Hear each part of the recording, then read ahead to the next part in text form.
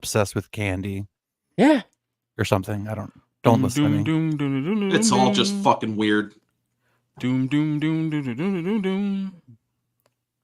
We were at a party. Doo, doo, doo, doo. Shut up, Rock Lobster. Someone reached in and grabbed it. This is a warning to all living mortals, that who shall ever open this chest of demons will release 13 of the most terrifying ghosts upon the face of the earth.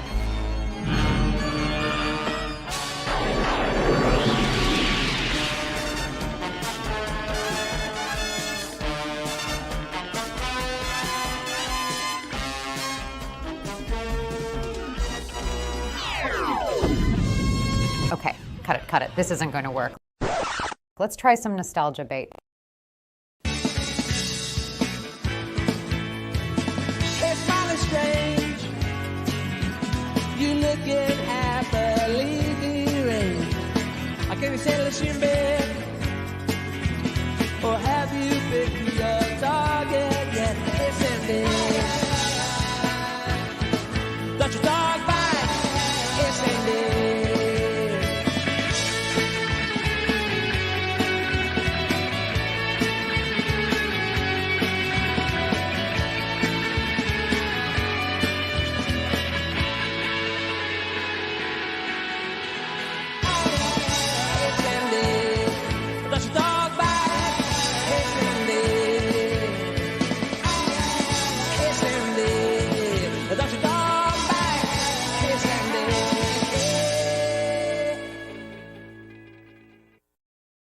Okay, that was better.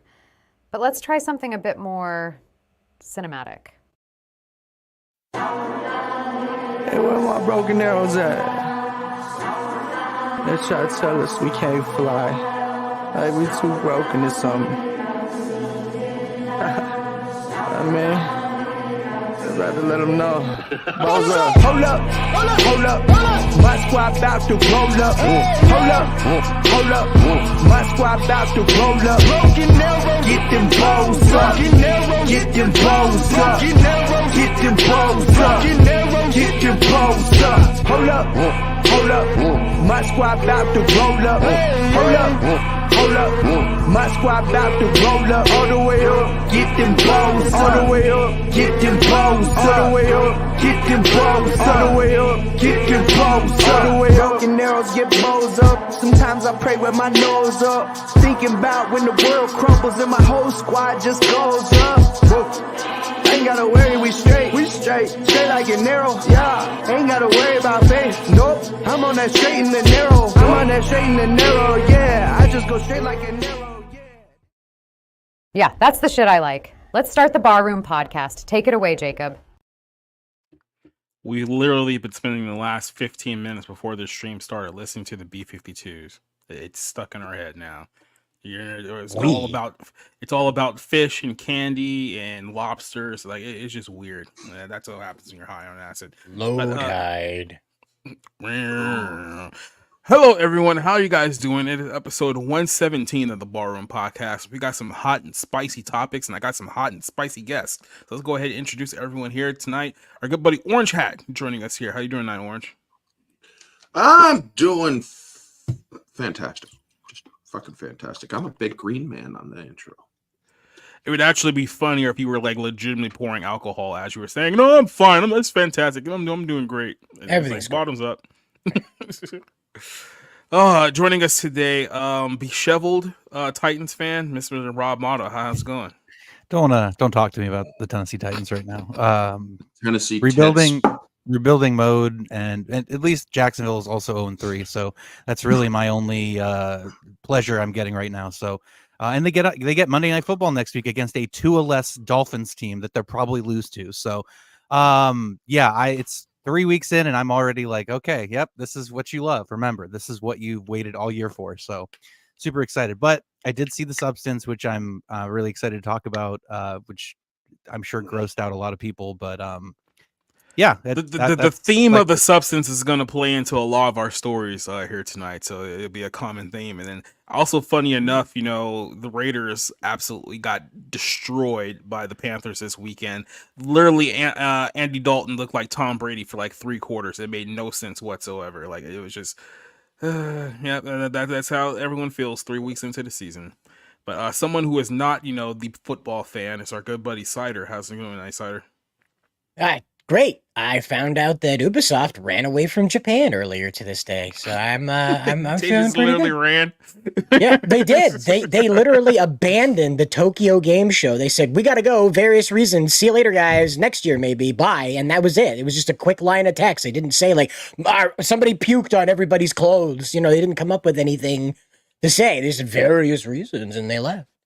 And so I'm taking that as a victory. Yakuza show up. Yeah, they were worried about that. Yeah. Okay, for those of you who are probably not understanding, let me put it to you in American terms. Remember when the Baltimore Colts left at 3 in the morning and they went to another town? That's essentially what happened here with Ubisoft in Japan. So that is a little thing for you. Yeah, we're here tonight on YouTube. We're here tonight on Rumble as well. So I just want to go ahead and introduce all of our guests that are joining us in, trickling in. I know our buddy Keith is joining us over on the Rumble side right now. We got Neil Zoic saying, howdy, good barroom folks here tonight. His first question for us, it says, which popular fantasy novel series would you rather read? Lord of the Rings, Harry Potter, or both books or movies? I'm going to tell you this right now. This is one of my proudest moments of my entire existence. I have not read a single page from a single Harry Potter book ever in my life, and I don't plan to. So by default, I'm going to pick the Lord of the Rings because it's actually good. So I'll shoot this one up to you guys. Which one you take more, chat? Tolkien, greatest author of the 20th century. For Harry Potter, in a grand scheme of things, when you tear back the agenda behind it and whatnot, it's not really that bad. It's just a sort of stretched out coming of age story about a little guy that was an orphan, and then he wasn't an orphan, and then he was again. And that was just kind of the gist of it. A wizard kid gets vengeance for his parents' death. That was about it. And so it's not, when you tear the agenda out of it, the backdrop of who J.K. Rowling is in real life, it's okay. It's nothing groundbreaking. It's okay. Star Wars ripoff. Tolkien revolutionized fantasy as a genre. So I can't, Harry Potter didn't do that to magic, okay? No. Tolkien redefined fantasy. So I got to give it to him. I think there's more evidence to support that Harry Potter's birthed an entire generation of witches and Wicca, which is probably bad enough in and of itself. You mean devil worshippers? There's no, they're not witches. They're. I was trying to be the politically correct term. You got it, because that's devil worship what they're doing. Yes. No, it's white magic. It's not as bad as the. Okay, whatever you say, buddy. I'm purifying the house, honey, not summoning demons. What are you saying? Yeah. Be nice. No, I'm just burning sage. You'll totally not piss off the demons. Yeah, be nice to the devil worshippers. What's wrong with you? Yeah. No, look, I've read the first 4 Harry Potter books, but mostly because they were pushed on me when it was so weird. They were read to us. The first Harry Potter book, I had never heard of the series, was read to us in I was in 5th grade. Like that, and it was like, oh, okay, yeah, it's fine. And then I ended up reading the 4th book, but I was like, I just got over it. But Lord of the Rings, I've read The Fellowship of the Ring, The Two Towers, The Return of the King, when the movies came out, just because I was interested in it. So, I would definitely read those books again. I consider them more literature than Harry Potter, which I don't have a big problem with it. It's just to me, it was always for kids, and the fact that there are adults who celebrate it is did you never moved on to anything a little bit more complicated or interesting there? But hey, that's whatever. I'm trying to throw shade. It's just, for me, it's the content of those books and versus everything else I've read is just okay, there's a huge gulf here. Yeah, I'm a Power Rangers fan, and even I admit the Harry Potter fandom's cringe. Okay, that's way over the top. And then, is anyone here a fan of William Shakespeare? Is anyone a Shakespeare mark? I mean, in general, in terms of theatrical in high school, I influence, was, but not really. No. Yeah, I'm not walking around quoting Shakespeare in the night. Can't say that I Yeah, have that but problem. basically, when everyone stopped listening to Linkin Park, they stopped watching Shakespeare as well. So, unfortunately, we won't have an answer for you on that one. Space Spear. That's a fun one. Spear. Leslie Tarkin joining us here as well. She is picking Tolkien as well. Like I said, I don't think that's as hard as a choice. Like, I don't know, maybe for some younger millennials, maybe Gen Z, that's a tough choice for you guys. But no, that was never a tough one for me. Like, even when like Harry Potter was like big, I was like, no, I'm still gonna hang with Goosebumps for as long as I possibly can. And then that went away. So it is what it is. Whatever Vanya, happened to R.L. Stein? He's is he around. still alive? Yeah. Didn't they do Fear Street or whatever on Netflix a Yeah. couple of years ago? And I never watched that, but so he's still around doing something. Mm-hmm. He Who should else? direct Harry Potter. I mean, he should direct literally anything that's better than what we're producing right now. I don't think he's a director. That's a Miss joke. Goosebumps. I think he's just an awful writer. What was the knockoff? Is anyone here old enough to remember? I might be dating some people here. You want to remember like that kind of knockoff-ish Goosebumps series? I think it was called like Monsters Night or something like that. I vaguely remember there being like a second tier like Goosebumps series like around like the mid to late 90s. I'm sure you're right. I couldn't tell you what it is. I was in Animorphs. I know that's a completely different thing. Yeah, it was a book series and a TV show, but yeah. So somebody will help me out there. Top Dog Leslie is here with us. What's your favorite live action 90s sitcom? Matter of fact, Top Dog, I did a few retro waves from Nickelodeon's in the 1990s, so it's all on the channel. So I would suggest you check some of that stuff out that we did there. Orange Hat's here in the chat. Of course, Cider is ogling the Punisher Cassie in our intro there. I'm not ogling. It's just it gets me every time. Like I'm sorry. I'm stupefied by that one every time. I always forget it's there. It's the chin. Yeah, it was like it was either that or Prince. I could remember Prince one. Yeah, that one. It was far more terrifying. Maurice Johnson joining us here tonight. Says, I've never read or watched any of the Harry Potter films or movies, honestly, because it's never intrigued me. That's the thing with me, too. Like, that series just never intrigued me. Like, even as a kid, like, I know there has to be, what, like 7, 8 Harry Potter movies somewhere within that time. I don't think I've really sat down and watched one movie from start to finish. It's just never been my thing, like, at all. Like, I said, what? I've read the books and I've seen the movies. Do I consider myself a fan because I used to kind of be a fan back when the shit was coming out, and then I just kind of died. It died out. But I actually wrote down on paper a post movies event, like resolution of a certain character, the character of Umbridge. And it turns out later on, that's exactly what fucking happens to her. According to, or it was then officially posted, and I'm like, well, I guess somebody had the right fucking idea now, didn't they? Yep. But it was just like, Jesus Christ. But as for, there was one series that I really did like. It's considered a young adult series, but it actually is pretty entertaining. The Pittacus Lore I Am Number 4 series, the Lorien Legacies. I actually thought that was actually a pretty good series. They tried doing a movie about it, or a movie series about it, but it failed pathetically. No, horribly. I think this is the word for that. Yeah, absolutely. Maybe we'll save that one for a little bit later. Like I said, to me, it was like right after that, like what was it, like around like 2000-ish was around the time that the Harry Potter thing really blew up, and then like the Lord of the Rings is again, but it's like somewhere in the early 2000s. By that point, I was kind of transitioning out of like the fantasy stuff and more into kind of like the reality stuff. And by reality, I don't mean like Jersey Shore wreck reality. I meant like I was more into like, sports, wrestling, and occasionally I would watch what was it? There was a Dean Koontz was wrote some seriously good shit. Like writer was? Writer, yeah. Yeah. You ever read that book Lightning? I've heard of it, not read it. It's one of the most original time travel stories you will ever read. I mean, it could be better than a lot of things. All you have to do is put 3 seconds of thought into your, your universe, and then you can create something that's actually far better than what we got. Neil Zoic says that it was going to include "Song of Ice and Fire" by Game of Thrones. Is there any of you guys Fuck Game of that, Thrones dude. fans? Like, okay, so yeah, I that's watched the another Game of one. Thrones show, 4 good seasons, 5th season, and to the 8th season, it just went. It plummeted like a fucking meteor.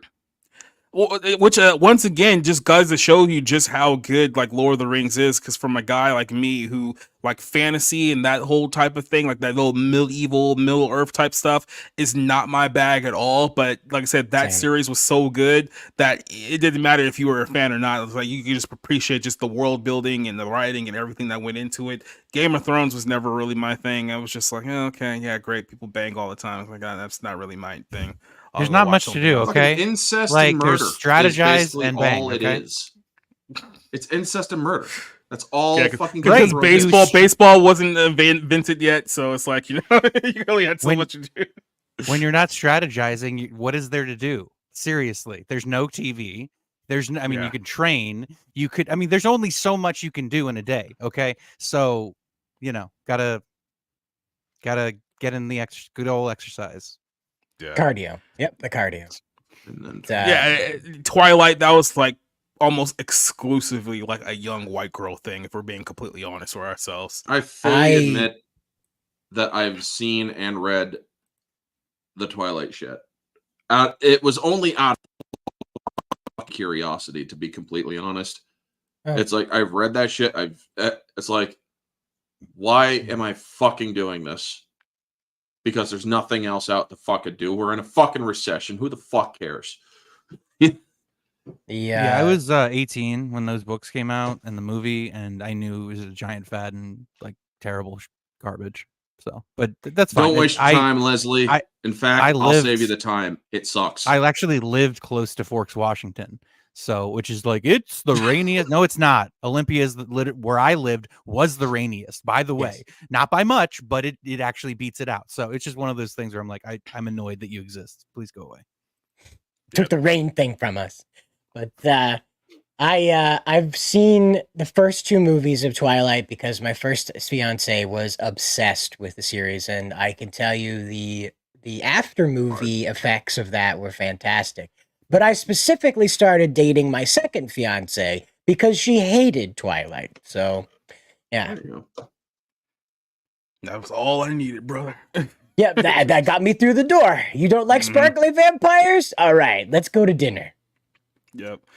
Well, we got a lot to cover here tonight, so let's try to get through as much as we can here. We're going to start off with this story because this is kind of like I said, at least the first 3 stories. At least the first 3 stories all kind of, we'll get to that even deeper here in a second, but the first 3 stories here all kind of collide with one another. So we're going to start off with this one, which is kind of a recap of last week's story. Everyone knows about the Diddy situation right now. More stuff has come out over the course of the last week about just how debaucherous this whole Diddy party operation truly was. And really, this whole week, people have just been digging up old interviews from late night shows to the ones that he had posted like online, talking about how over the top his parties were. And then even when people started threatening a line of like, oh, so what was really going on behind closed doors? It was always like he would get really quiet and dismissive and try to move on from the topic, which really just goes to show you how open and blatantly debaucherous a lot of this stuff was.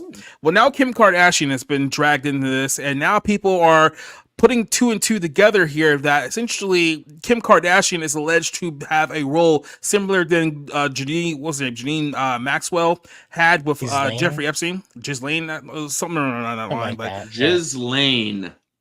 Ghislaine, yes. That doesn't sound any better given the context either. But hey man, it's the name of the job, right? Ghislaine. There we go. Just go with that. He owned an island. That would be like what I would call like the main street of an island I own. I would call that, Ghislaine. Well, we'll cover that here in a second because that comes up to this. But so people have been alleging that because of Diddy's close relationship with Kim Kardashian, that Kim Kardashian may have had a role similar to Maxwell into essentially duping a lot of men to being a part of Diddy's, freak off parties under the guise that, hey, Kim Kardashian and a whole bunch of other hot women are going to be there. You should really come. And then, of course, you go to find out there's a 50-foot bed and there's a bunch of dudes banging each other in the back because, oh no, I've been brought here under false pretenses. So this is kind of a weird story that's really snowball, I should say, into a bigger one, because now people are pointing out a lot of the connections that Kim has had with multiple shady people over the last several years. So according to Kim Kardashian's legal team, she has taken swift action against a social media user of X who claimed that she's under FBI investigation related to the Diddy Combs infamous tapes that have allegedly been seized by the FBI going back a few months ago. We don't know exactly what's on those tapes. Only the feds know. We can only imagine what was secured from Diddy's home. So you're pretty sure that they have evidence of whether it's, politicians, celebrities, basketball players, football players, whatever the case may be, whoever was doing the nasty at Diddy's party. There's a videotape of it somewhere there. They're probably being used for blackmail and evidence. Claims arose that Diddy's recent arrest in Manhattan last week over sex trafficking, racketeering, and prostitution. A cease and desist was sent by Kim's lawyer, Christina Davis. The user's comments were false and defamatory and demanded an immediate removal of the post. So the social media user was Shadow of Ezra, who shared the video suggesting that Kardashian was involved in Diddy's legal troubles, accusing her of blackmailing and drugging men. In response, Kardashian's lawyer said that your statement claiming that Miss Kardashian has committed crimes or involved with any investigation for crimes is categorically false and illegal. Legal notice further warned that the post was not removed. She would pursue legal action against this whole situation because she has absolutely nothing to do with Diddy whatsoever, except the fact that Kim Kardashian was at almost every exclusive Diddy freak-off party. Confirmed, there's pictures of her there, multiple pictures of her and Diddy all over the place. So she claims that she wasn't involved in the racketeering, but she was certainly present when the stuff was happening. That we can at the very least say is somewhat true. Now, here's where it gets even weirder, is that when you start digging into some other problems that Kim Kardashian has had over the last several years, if you guys remember just a couple of years ago, Kim Kardashian found herself in the whole situation with Balenciaga. And Balenciaga is a high brand fashion, I guess you can say outlet, if you want to call it that got busted, showcasing some very, very odd campaigns involving children, a lot of hidden references to pedophilia, to Baal worship, and all of this other weird stuff that got exposed a couple of years ago. Balenciaga then scrubbed all their social media so no more evidence could essentially circulate online, especially on Twitter or X, whatever you want to call it now. And then, after, the heat died down, they're basically going back to be, we're this luxury brand again. And Kim Kardashian is a massive ambassador to this brand. She has never really directly referenced any of the allegations about what Balenciaga is doing. She's essentially has been in a position where it's like, well, maybe if I just don't talk about it, no one's really going to ask about, my connections to this very, very shady, nefarious organization. So not only is this woman directly tied to Diddy and his parties, but she's also directly tied to this infamous clothing brand. And the whole gets even deeper when you look into this, because the guy who is the CEO of Balenciaga's parent company, who is Francois Henry Pignot, who Rick's not here to saying it all douche-wise, but he's the president and CEO of the parent company that owns Balenciaga, who's also married to Selma Hayek, who's also another person who's been instituted and alleged to being involved with a lot of these shady activities. And then this guy is also the same person who just bought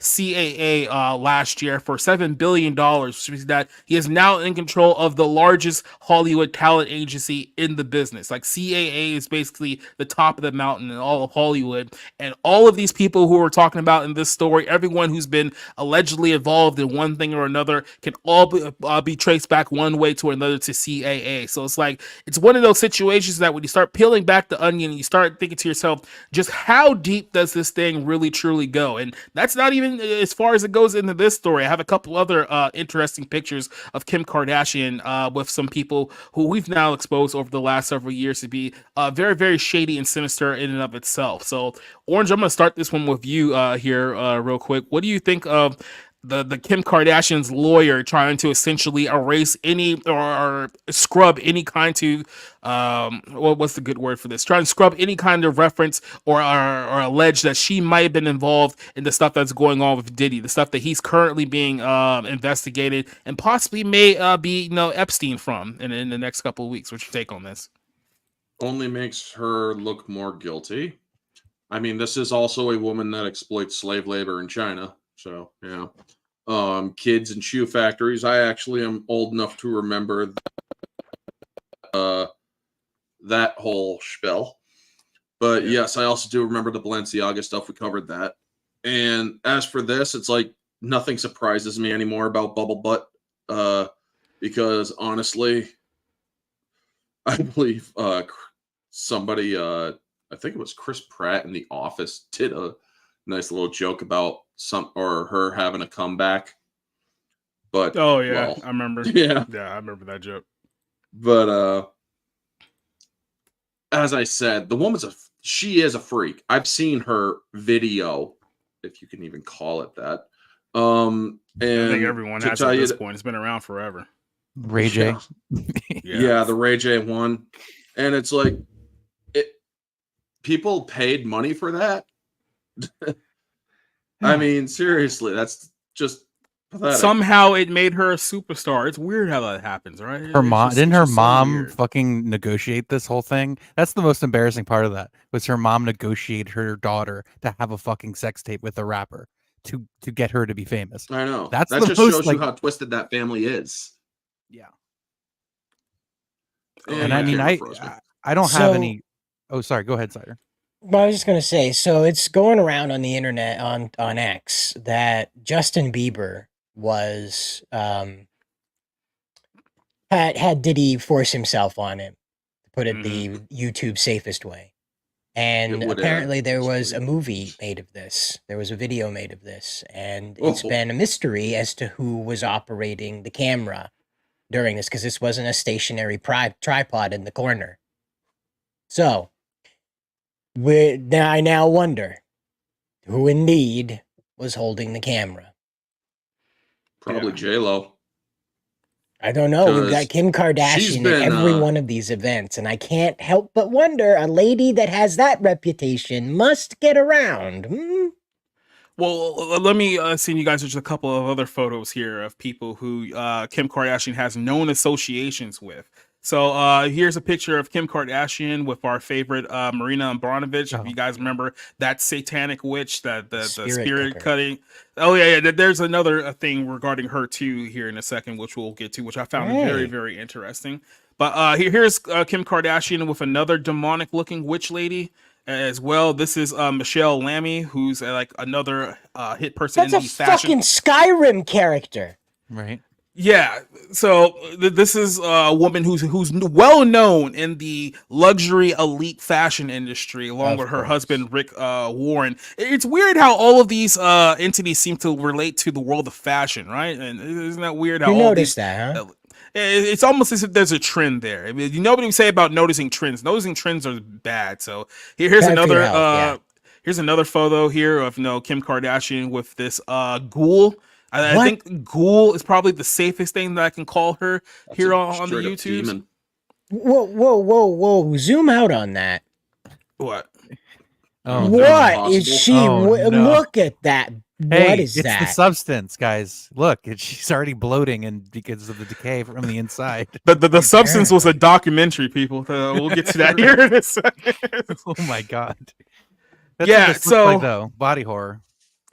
And I mean, like I said, Kim is desperately trying to, feign off, her innocence that no, she's not involved in anything evil and sinister. But it seems like all the most evil and sinister people in Hollywood, she's directly related to. So we're supposed to believe that somehow, even though she knows all of these people on a first name basis, she's had no interactions of anything nefarious going on with any of these people whatsoever. That's what we're supposed to believe. And look, to be honest, her lawyer, that's your job, is to basically try to hide shit that your client, once covered up or whatever. I mean, I at a certain point, you know what I mean? You're doing your job, but it's like, it's certainly questionable. In this case, if there was an order to preserve or an order of preservation, if the lawyer hides anything, they are Oh, of breaking course. the law.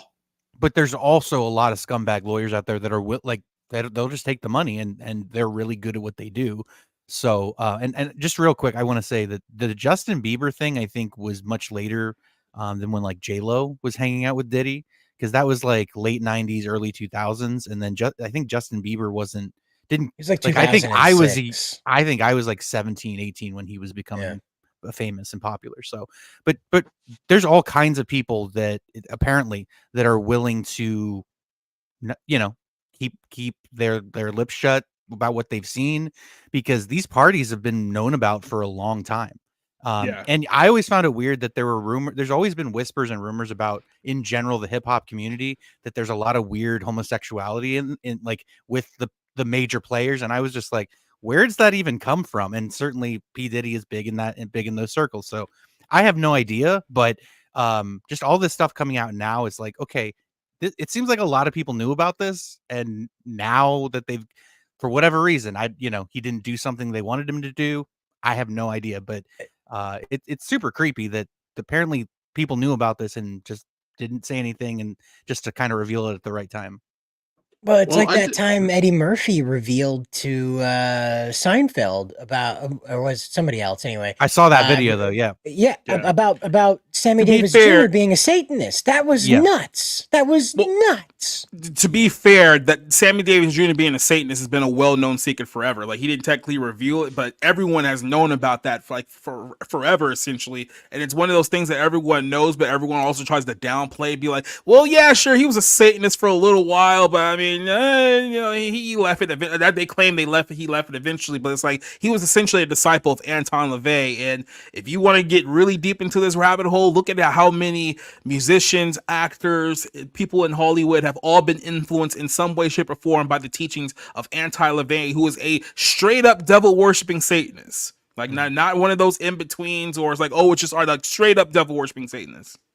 So, and the other thing I just want to make known about this, and I know it's the same for white guys, but per capita, if you look at the population of black people in Hollywood versus how many white people, how many Jewish people, how many Indian folk, when you take a look at like just how many black people are in Hollywood and are like involved in these incredibly unmistakably gay things, I really wonder, like, if they just go out and they find these guys that are like 9/10 of the way to fudge packing, and they just gently guide them the rest of the way to it and make them famous as a black male, not like as a black male, but as like a black male to hold their like conversation, to hold their loyalty, right? To hold their loyalty that way. And it just seems like there's so much of it. Like, we heard about, that Wesley Snipes wore a dress, but we heard about Shaq being stuffed into one.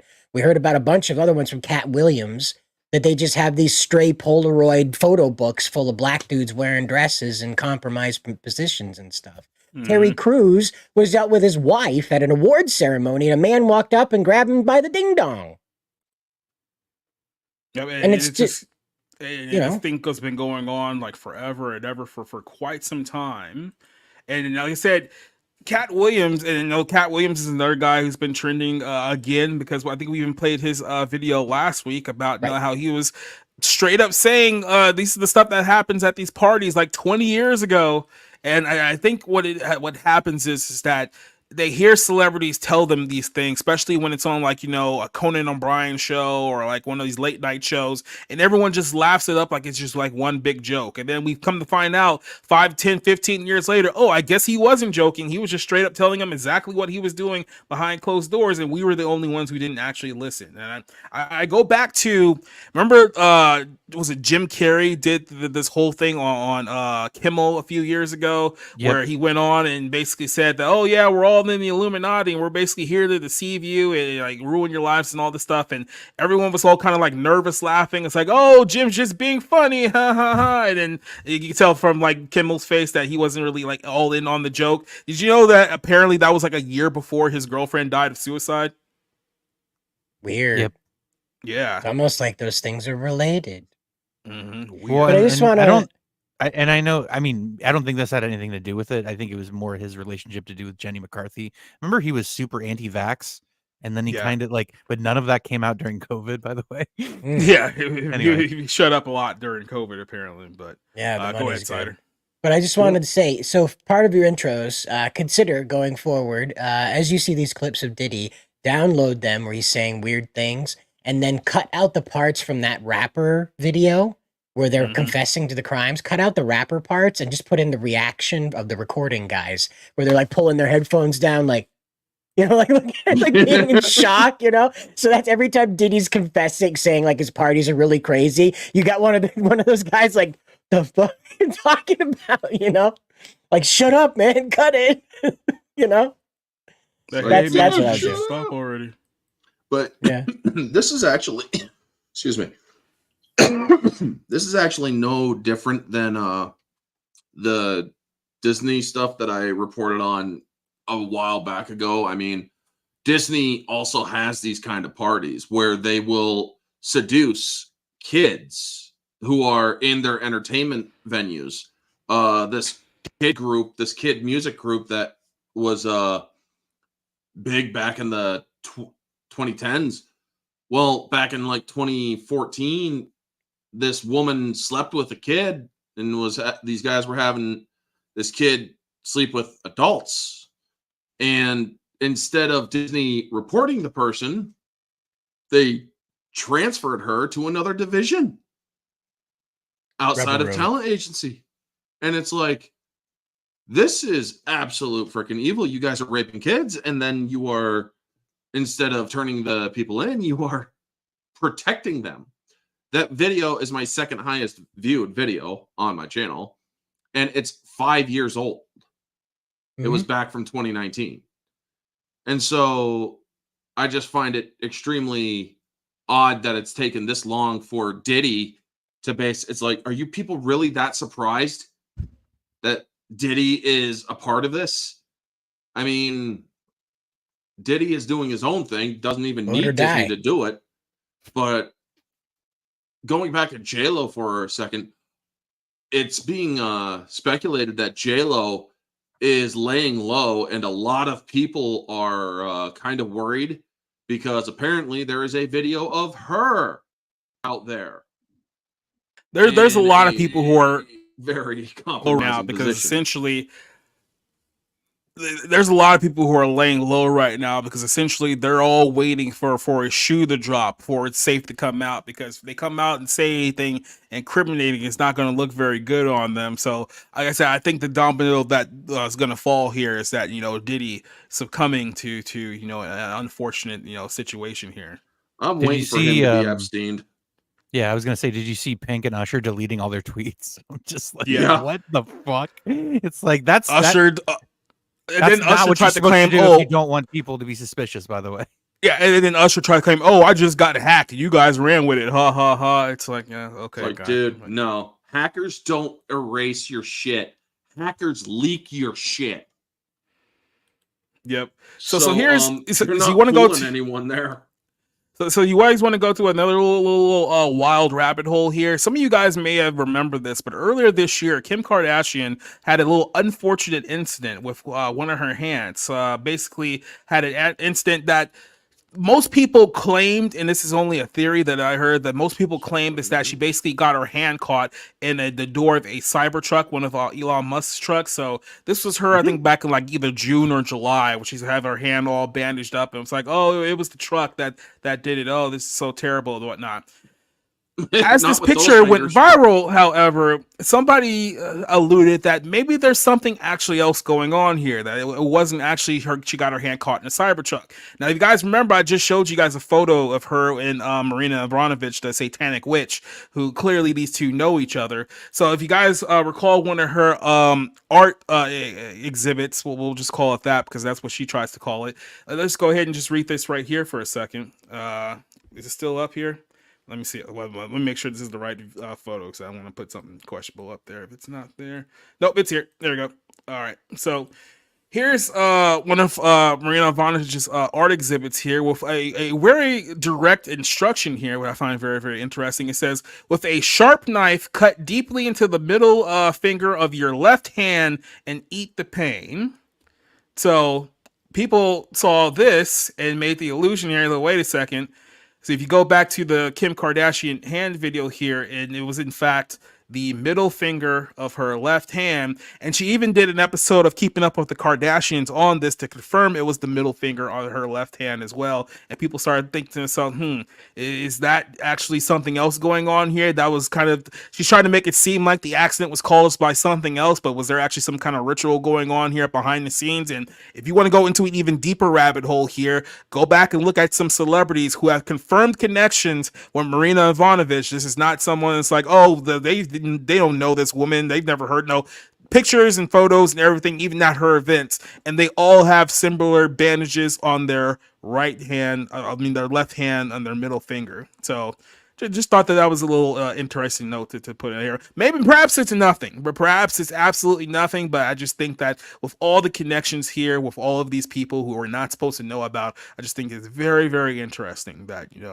that this thing just kind of unfolded the way that it did. What do you guys think of that? You think we're being a little bit too crazy here? Nope.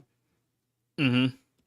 That's right. Yeah, by the way, she was also hired to be an ambassador for the Ukraine, especially involving children. Yeah, because that's someone I want involved in the affairs of children, right? She's qualified.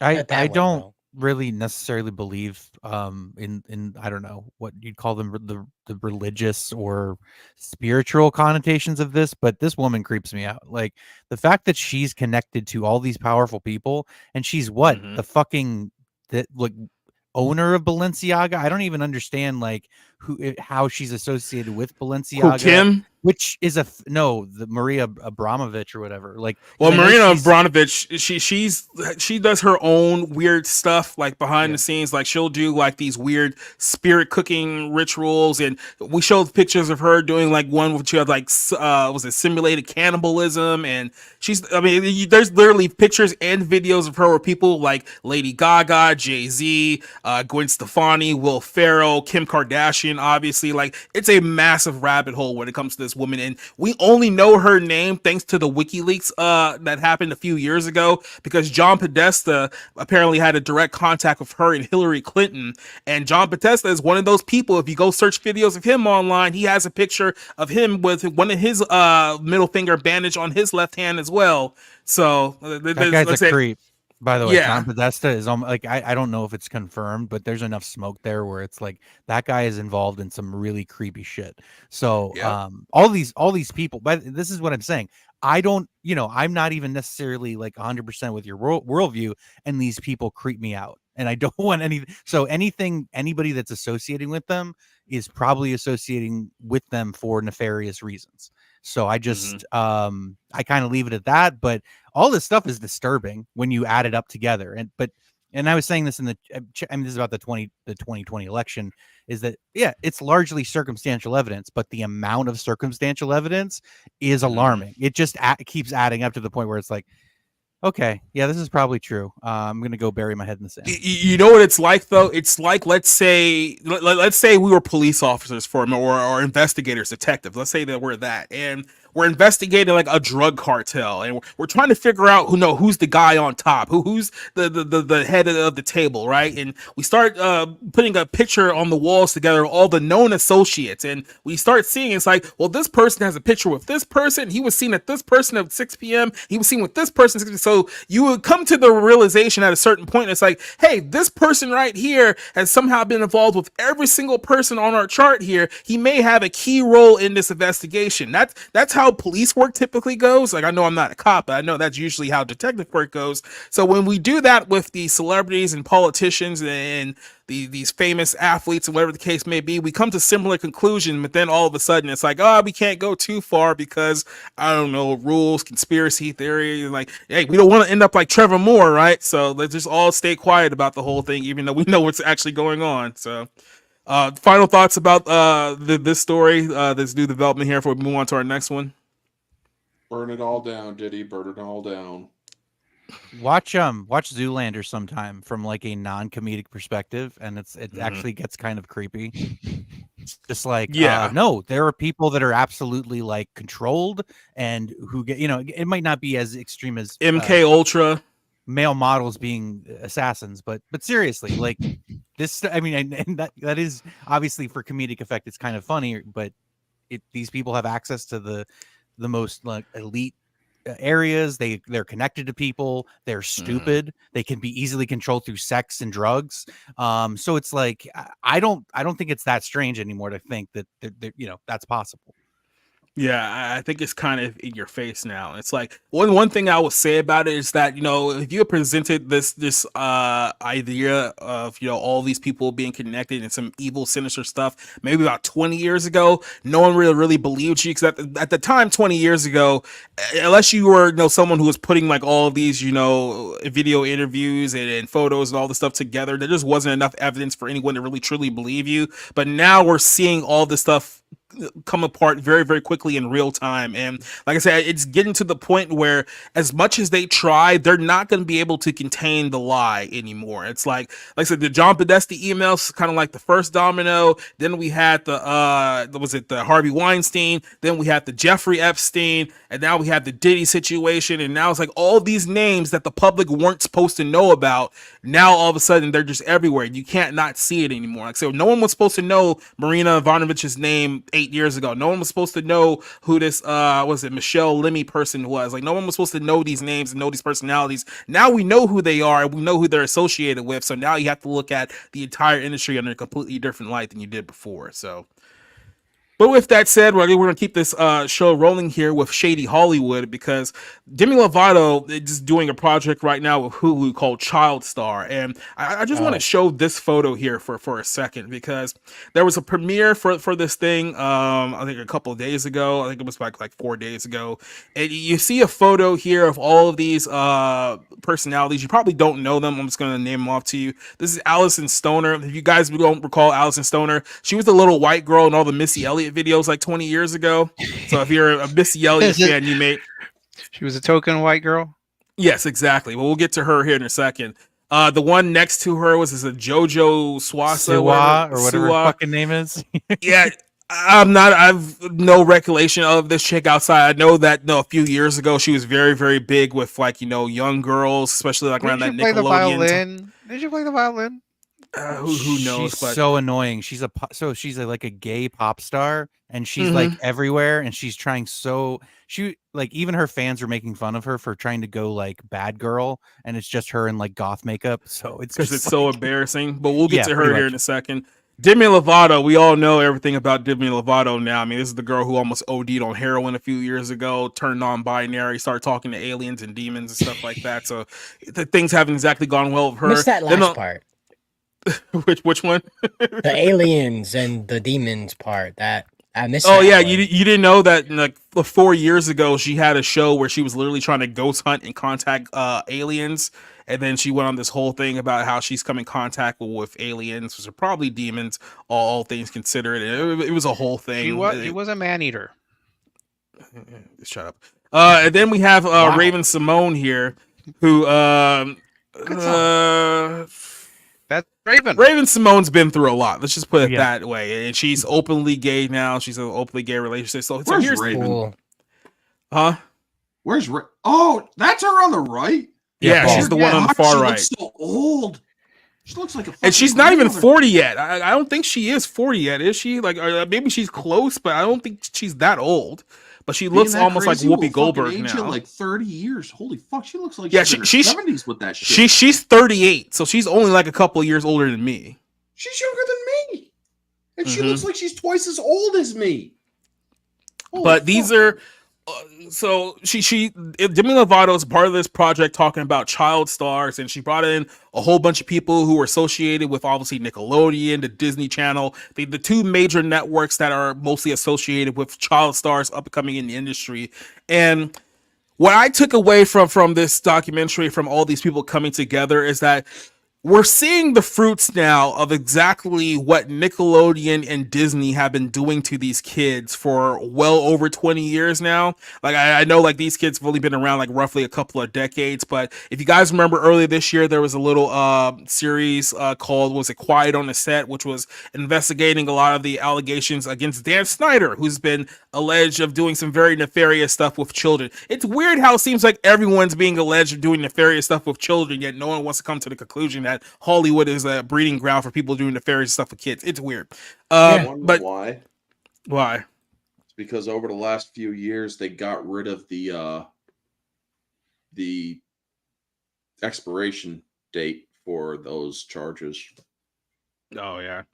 But everyone, by the way, everyone in this picture that you're seeing here is either lesbian or non-binary, like literally every single one of them. Some would say that it's probably statistically impossible for all of them in the same group to be this way. But like I said, there's been an outpouring of, a revelation about what actually goes on behind closed doors. Drake Bell, who was on Drake and Josh, came out publicly for the first time and admitted that he was in fact raped by Brian Peck, who is a producer and one of the stars who was around children back in the early 2000s here. And I've listened to so many people for ex-Disney Channel stars, and it seems like with the exception of perhaps Hilary Duff and maybe to some degree Christy Carlson Romano, every single person who has ever come from Disney or Nickelodeon is just completely out of whack, screwed up in the head. And in all honesty, it's not really their fault technically, because these are all people who were part of this regime at a very, very young age. These were all people who were on Nickelodeon or in Disney Channel when they were preteens or very young teenagers. And they're still in some way either trying to cope or still trying to suppress like what actually happened to them. But for instance, Demi Lovato here has admitted to being raped by a co-star while she was doing Sunny with a Chance. That was her TV show like 10-15 years ago. Allison Stoner, the dancer girl, she admitted to being sexually assaulted. I'm pretty sure JoJo and Raven Simone have plenty of stories that they probably haven't admitted to people just yet, but they're there as well. And you have a bunch of other people. Go ahead. There's one actress I can think of that hasn't made these allegations. Hilary Duff. I mentioned. I literally just said her. She's living a happy life. Did you literally not hear me just say that like a second ago? I think it's I must have because missed it. I'm sorry. Well, I think what happened with Lizzie McGuire is that that show, her parents were there constantly. There was no, I don't think there was any point where she was either alone or in any way exposed, as the other girls were. Jeanette McCurdy is someone that I'm not sure was hurt, but witnessed a lot of evil shit. I don't know, because every year on her birthday, she makes a video where she messes her makeup up, does her hair bad, lays down on a chair that spins and spins around, and she says, "Am I pretty yet, Dan? Am I pretty yet, Dan? Am I pretty?" And uploads that to her Instagram every year on her birthday. Extremely unsettling, considering my first name. But it's not even that. It's like, look at Lizzie McGuire, for instance. Her co-star Lelaine, if you guys remember, she was a somewhat big Disney star back in the early 2000s. She basically got caught for like methamphetamine around 2007 and completely went off the grid, career dead after that point. Shia LaBeouf, I mean, we all know what happened with Shia LaBeouf. His career skyrocketed like a handful of years after Even Stevens, and then as quickly as his career went up, his career went crashing back down again just several years later, and then he's kind of like in this purgatory limbo stage right now with him.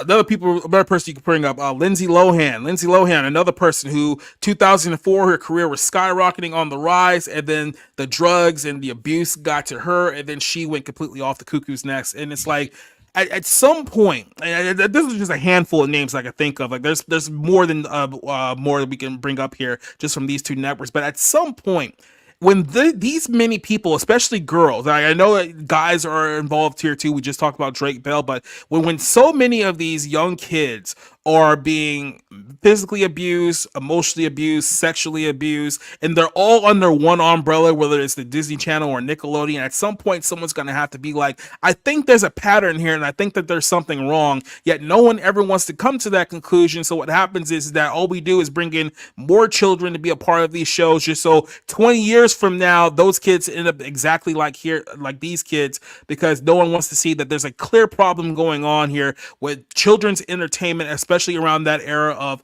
the 2000s. I don't think it was that bad like in the 1990s, because they weren't trying to actually make quote unquote stars during that time period, but absolutely in the 2000s with Disney and Nickelodeon, it's like you can make a laundry list of these kids who have now admitted since their careers are over to mental abuse, sexual abuse, physical abuse, and they all look like this. And it's like we look at them and it's like they all look like weirdos and whatnot, but there's a reason why they look like this, because they're all essentially trying to cope with the trauma that they experience being in this industry. And like I said, we talked about the stuff going on with Diddy. That's kind of like on a larger scale. We sometimes forget about the stuff that's happening on a smaller scale, but with these group of individuals here, and they're coming together with a movie here called Child Star, which I'm pretty sure is going to be flipped up in a lot of aspects here. Demi Lovato's already admitted that she doesn't even remember filming a lot of was it Sunny with a Chance.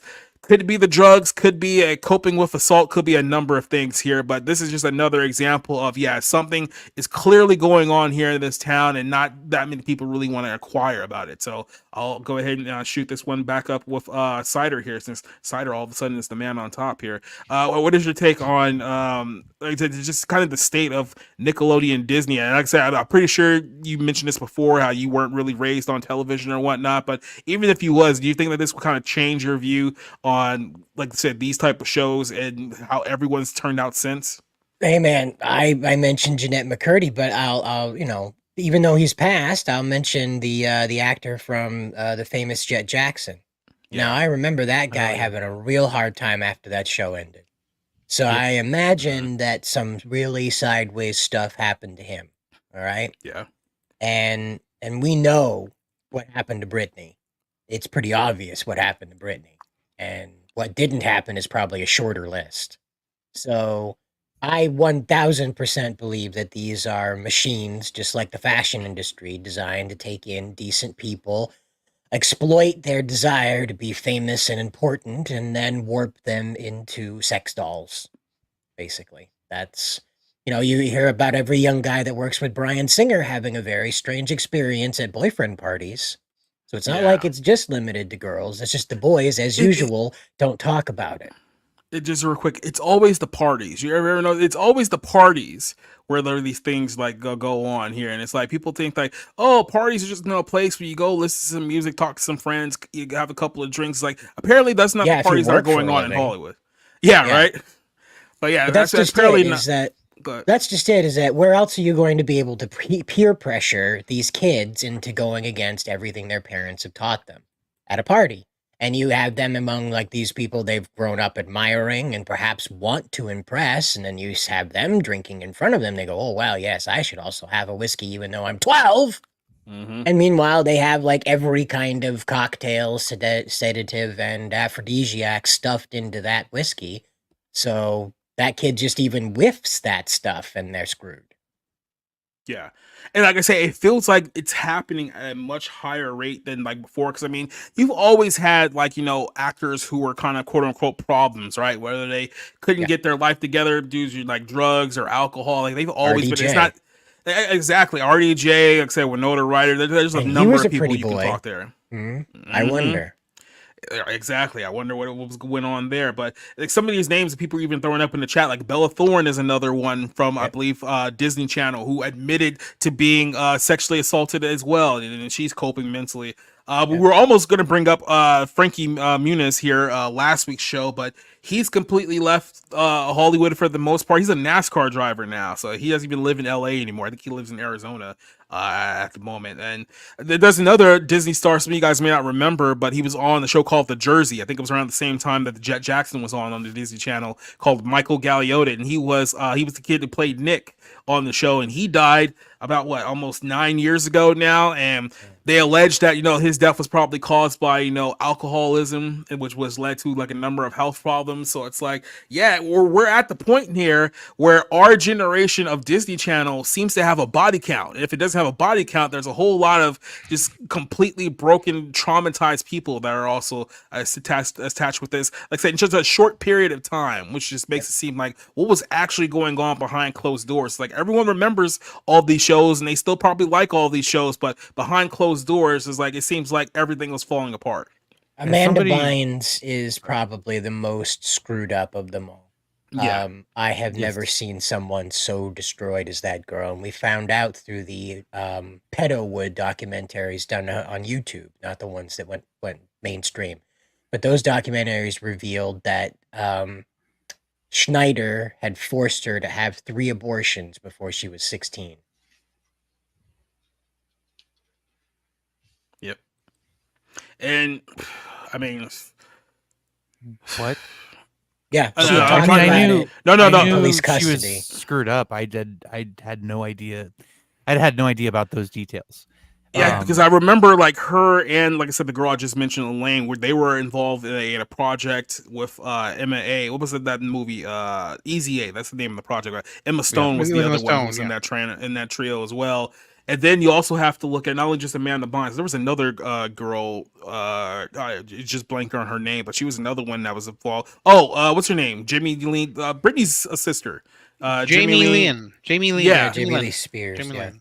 And then there was allegations about some things that went on behind closed doors that killed her career. Because remember, she had went to Zoe 101 after all of that. And they were trying to like make her the next big thing on the network. And then all of a sudden, it just seems like she disappeared overnight because, she got pregnant as a teenager. And wonder how that happened. So Dan Schneider is resisting taking a paternity test on that child. So that tells you 1000% everything you need to know of why Jamie Lynn Spears left the spotlight at 13 years old. Because I remember that happening, and I remember her getting pregnant. I was like, she got pregnant because her boyfriend, dumb kids. That's literally, I didn't even think about it. You know what I mean? It was just like one of those, like, kids will be dumb. Shit like that happens.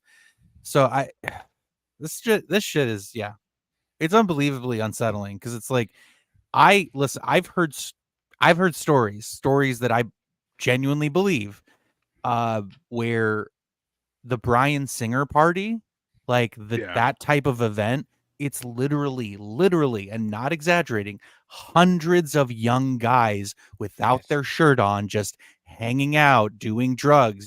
And it's just like, here's the thing with Hollywood. As much as I love movies, as much as I love, what is the work that comes out of that and everything, going to Hollywood, if you are not protected by an agent, by a manager, by a team of people, you are on your own.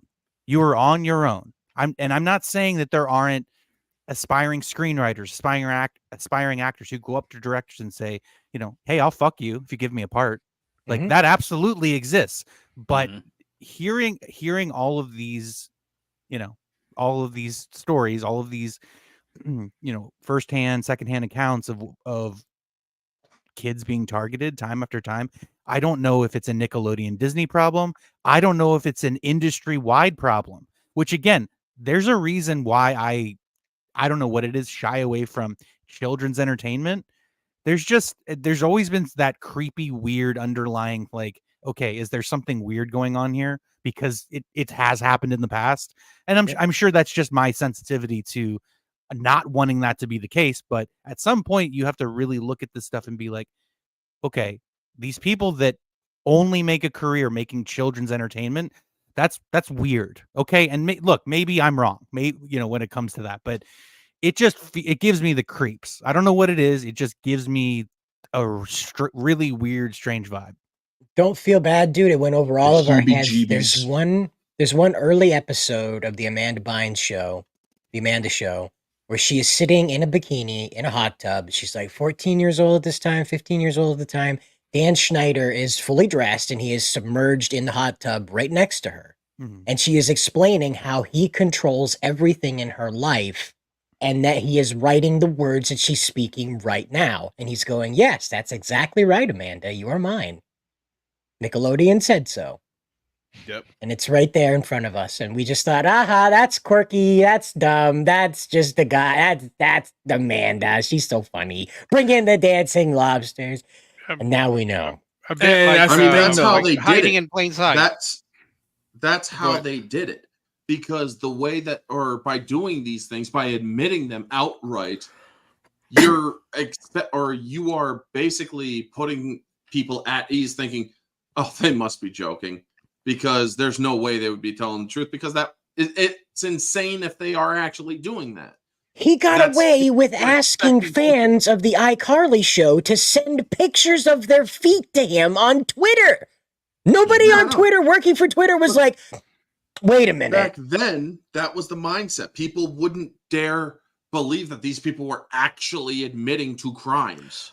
But that's how, and you notice here, and you're noticing a pattern how they just keep getting away with it, because what they keep doing is they keep telling you the truth, but presenting to you on the platter of comedy, so that when you see the truth, you sit there, it's like, oh, they're just joking, it's just one big laugh, and then you move on, and then it's only when you go back and you watch it later, you'd be like, oh wait, they were actually telling the truth of what they were doing. This is actually sinister crap going on behind the scenes this whole time, and I didn't realize it. So, Yeah, like I James said, Gunn.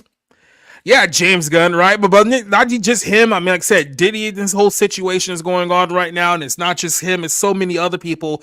Everyone's going back and like watching all of these like interviews and shows and stuff that was written in these movies and television shows from several years ago, think to themselves, oh, I thought that was a joke back then, but now with all this new stuff that's come to light, I don't think they were joking anymore, which is why I think me and Rob talked about this a couple days ago. It's like we all know about the old film Eyes Wide Shut with Stanley Kubrick. If you guys don't recall, Stanley Kubrick did a movie which is literally about secret societies and sex cults and demonic worship and all of this stuff. And it was his last movie because he ended up dying right before the movie was released. Weird how that happened. They said it was a heart attack.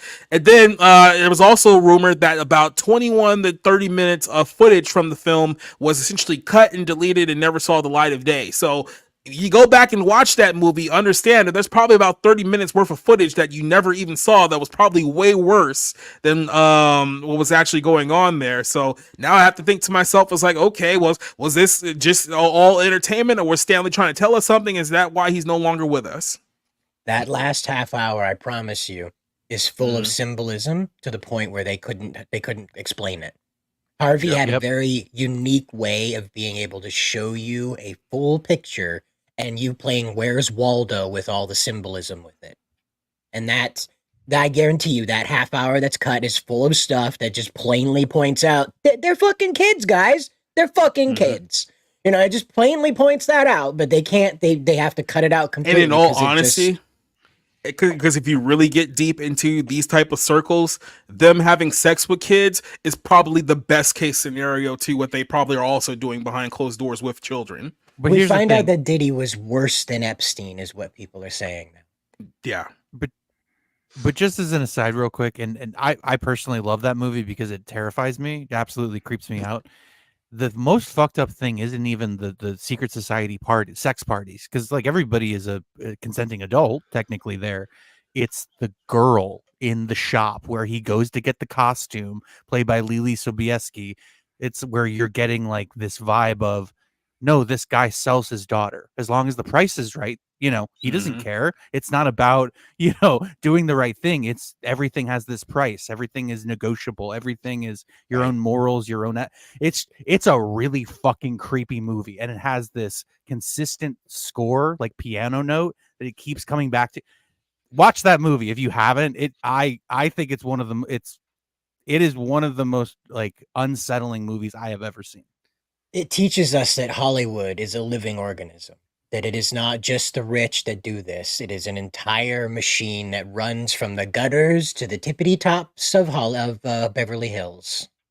Well, not only that, I mean, we all just watched a movie like 2 years ago called Babylon. And those of you guys who may watch our Sunday Night Bible-ins, you know exactly the historical significance of Babylon. And that's how Hollywood describes himself, even in its exception. So you can imagine the things that were really going on. Like, they were basically telling you how debaucherate it was back in the 1920s. So you can only assume that after 100 years, things have not gotten worse, probably have gotten significantly worse. A lot of the things, guys, that people don't consider about this stuff coming out about Diddy, Demi, all these other characters and whatnot, as we're going to continue to discuss here. As you guys, a lot of people forget about, not you maybe, but like a lot of Americans forget about, the whole world sees this. Okay? Yeah. If we know about it, that means that people in Russia know about it. That means that people in Iran know about it. I don't know about North Korea, but I'm sure somebody there knows about it. But we have enemies that are very vested in giving the world a reason not to trust us. And what has happened in the past 8 years? Well, it's starting to come out that just about every institution of power in the United States is run, rot, and completely infested with pedophiles of the ilk, by the way, that have this satanic bend to them. They're not just freakos from the forest. These people are actually doing the weird, Satan-y, demon-y, summon-y stuff. Mm-hmm. So Like, what, at a national security level, what do you do? What do you tell Saudi Arabia that's like, hey, we stone people to death, right? Our guy married a 6-year-old, but we're not at that stuff, okay? We're not selling you oil anymore. What do you do? How do you say, yeah, the president's even that weird, sure, but not the guy that's actually buying the gas? What do you tell him? But it's like, how far does this have to go for anyone to wake up and see what's happening? It's like, do we really need like a video of like someone at a satanic altar holding a knife over a baby before people realize, oh wait, there's something really bad here going on? Do you need to see frazzle drip on the Megatron before you believe it? Do you need to see it? Mm-hmm. So I don't know, but like I said, these child stars coming out, and like I said, all of them are screwed up. Like I even mentioned this with Christy Carson Romano. Like I said, she didn't get out completely unscathed. I mean, she got chewed up and spit out of the industry as well, but she's still better off than a lot of the other people that we're talking about here. I mean, she's in Austin now. She has a wife and kids. So, I mean, all things considered, she got off pretty easy. But listening to like her story and like the stars that she was with, and it's like all of these people are still, even in their 40s, still mentally screwed up by the things that Hollywood did to them when they were like 18 years old. And I mean, there's the occasional child actor who made it out okay, like Elijah Wood, the Dakota Fanning, who I just saw in this kind of trashy Netflix murder mystery. Macaulay Culkin, I think, I don't know. I think he has a fucked up relationship with his dad and everything, but it seems like Kieran Culkin's doing great. I'm actually going to go see him on Broadway next year in Glengarry Glen Ross, but yeah, no, so I mean, but that's the exception. The exception is the rule, or is not the rule.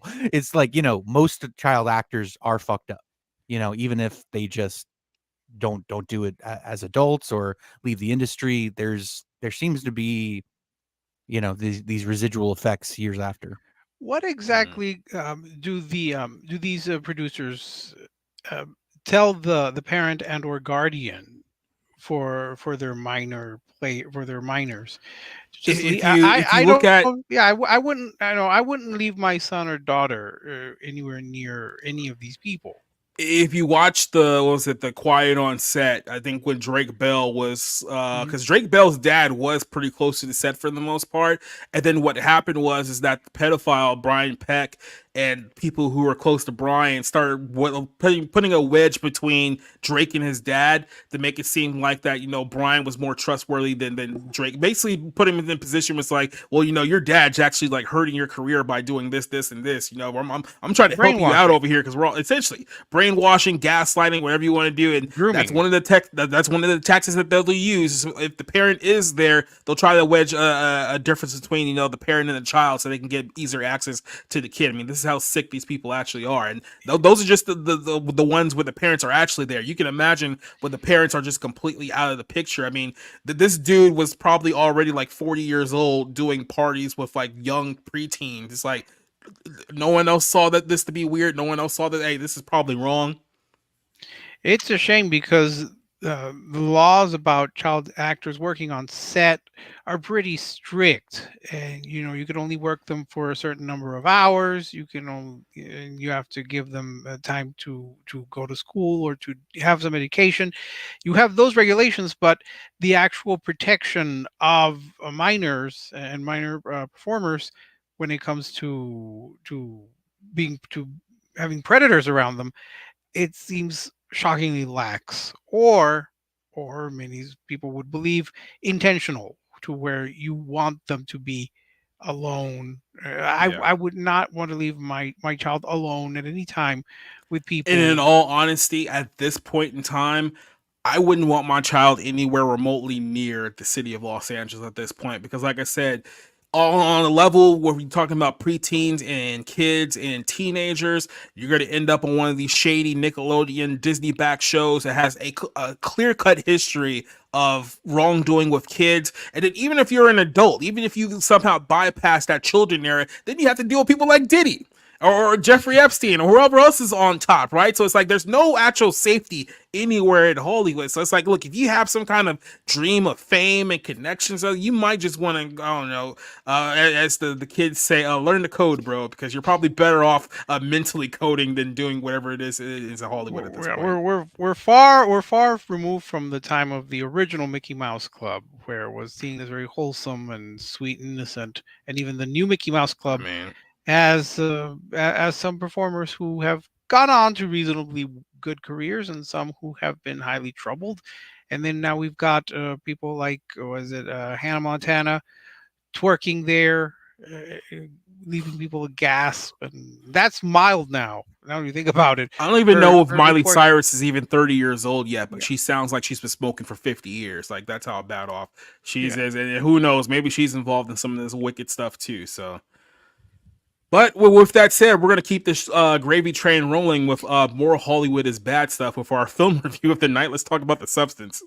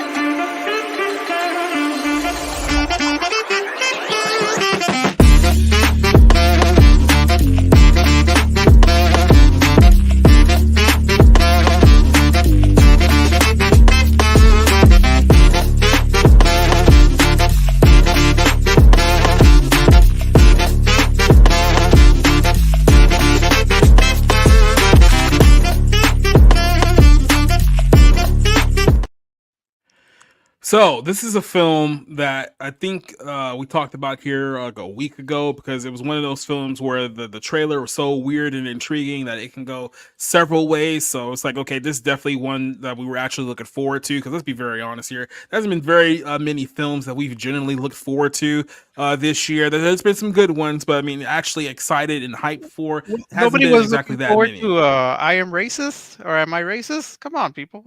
Yeah, I still haven't seen that one. I probably don't care to watch it. I Am Racist? Is that the sequel to I Am Legend? No, it's literally that Matt Walsh movie from Daily Wire. I was just like, where it was a terrible wig.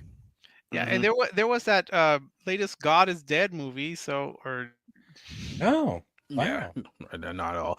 But this was a film that I was really looking forward to, and because there was a lot of ways that this movie could go, and there was a lot of directions being pulled here. Like, this one is one of those movies that actually kind of makes you think about some stuff here. And once again, you have another movie that's trying to tell a story about the industry and trying to make essentially a complaint about how the industry operates in one way, but they end up telling a story about something else entirely. This is one of those, if you let someone talk long enough, they'll snitch on themselves type situations. Because this is a film called The Substance. What's the name of the director here? So that Carly Fargate, is that her name? Coralie Fargiat. That's something French. I don't fucking know. Yeah, I hated her movie Revenge that came out in like 2017. It was so fucking stupid. But I think that might be like the only film that she's done before this one, right? So she doesn't have a whole lot of experience here, but she came out with this movie called The Substance, which is a sci-fi horror movie, which is supposed to be satirical, but we'll get to that here in a second here.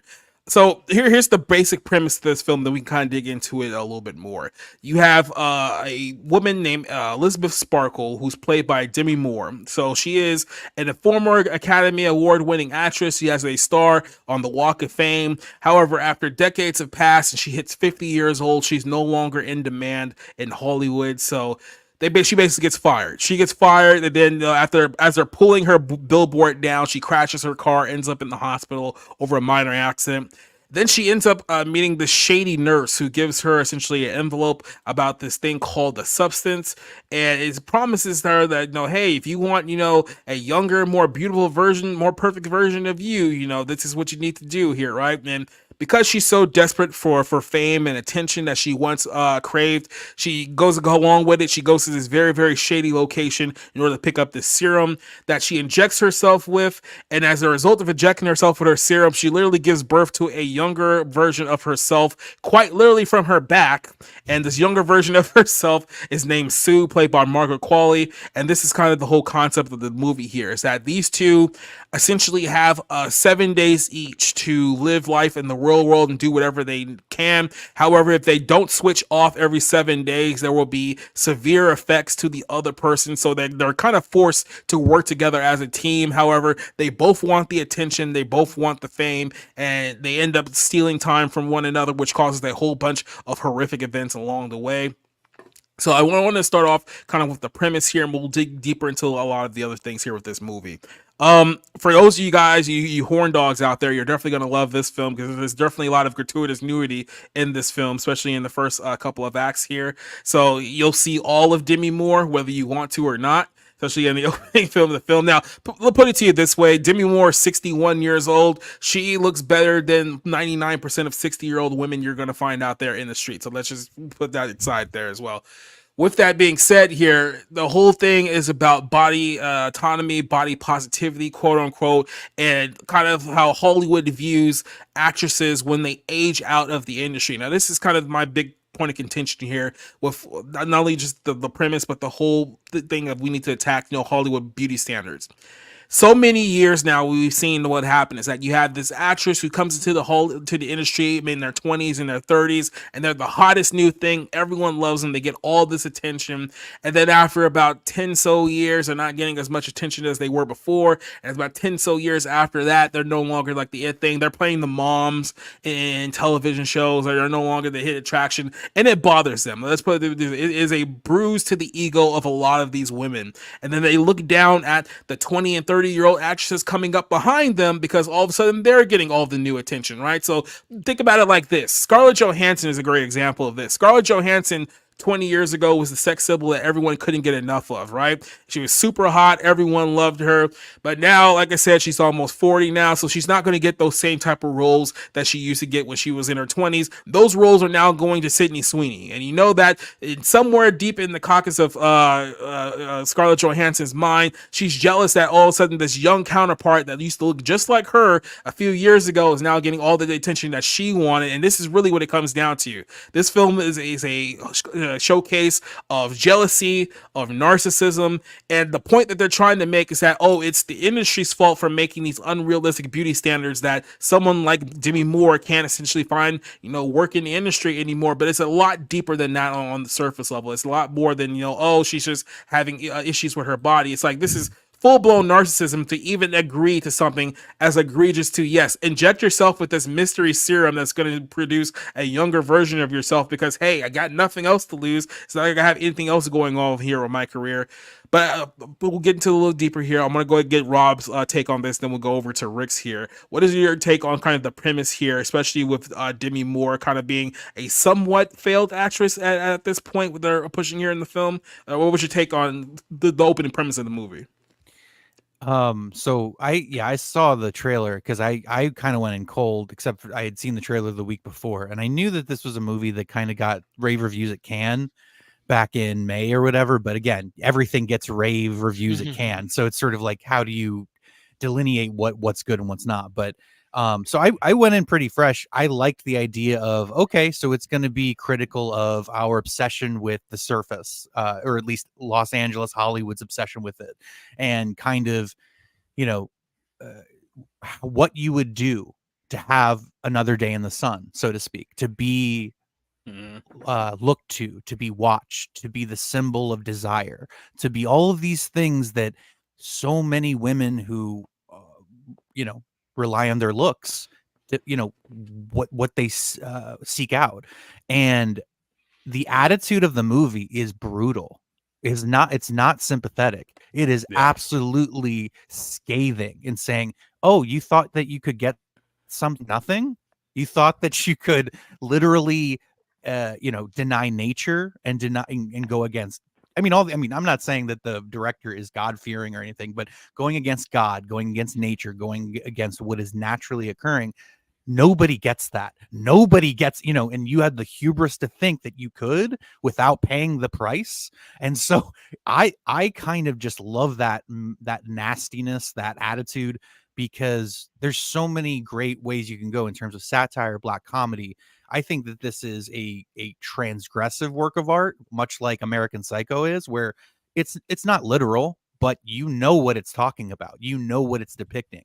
Margaret Qualley gyrating, and it's like, what the director's saying. It's like, it's this kind of wink and a nod, tongue in cheek, sort of like, this is what you want. This empty, glossy, beautiful, rotten to the core, utterly corrupt, but hey, you look good, girl. That's what matters. Like I loved that sort of attitude of like winking, almost winking at the audience. Now, I don't know. She literally winked at us. Right.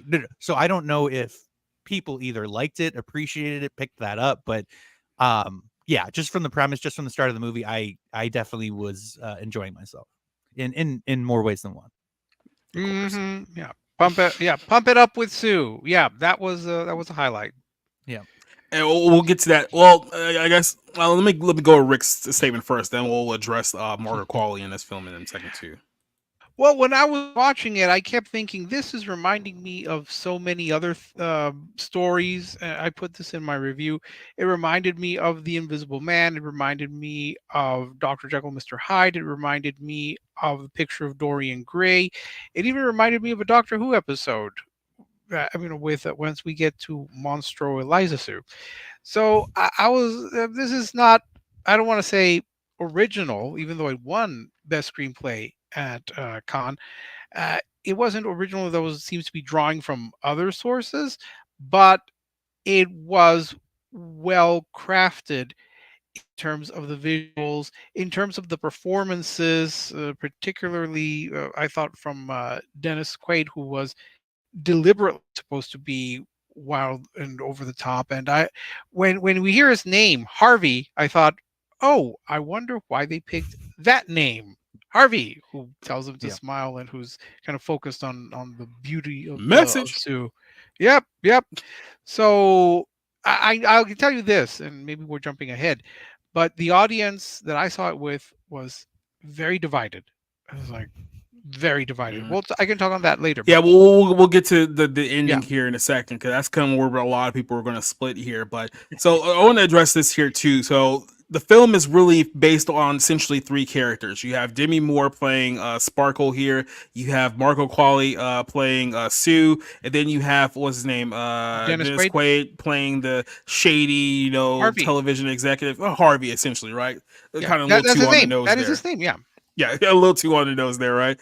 But so Margaret Qualley, who, as you know, is playing a very, very provocative role because she's supposed to be like the 20-year-old sex bomb version of Demi Moore's character here, right?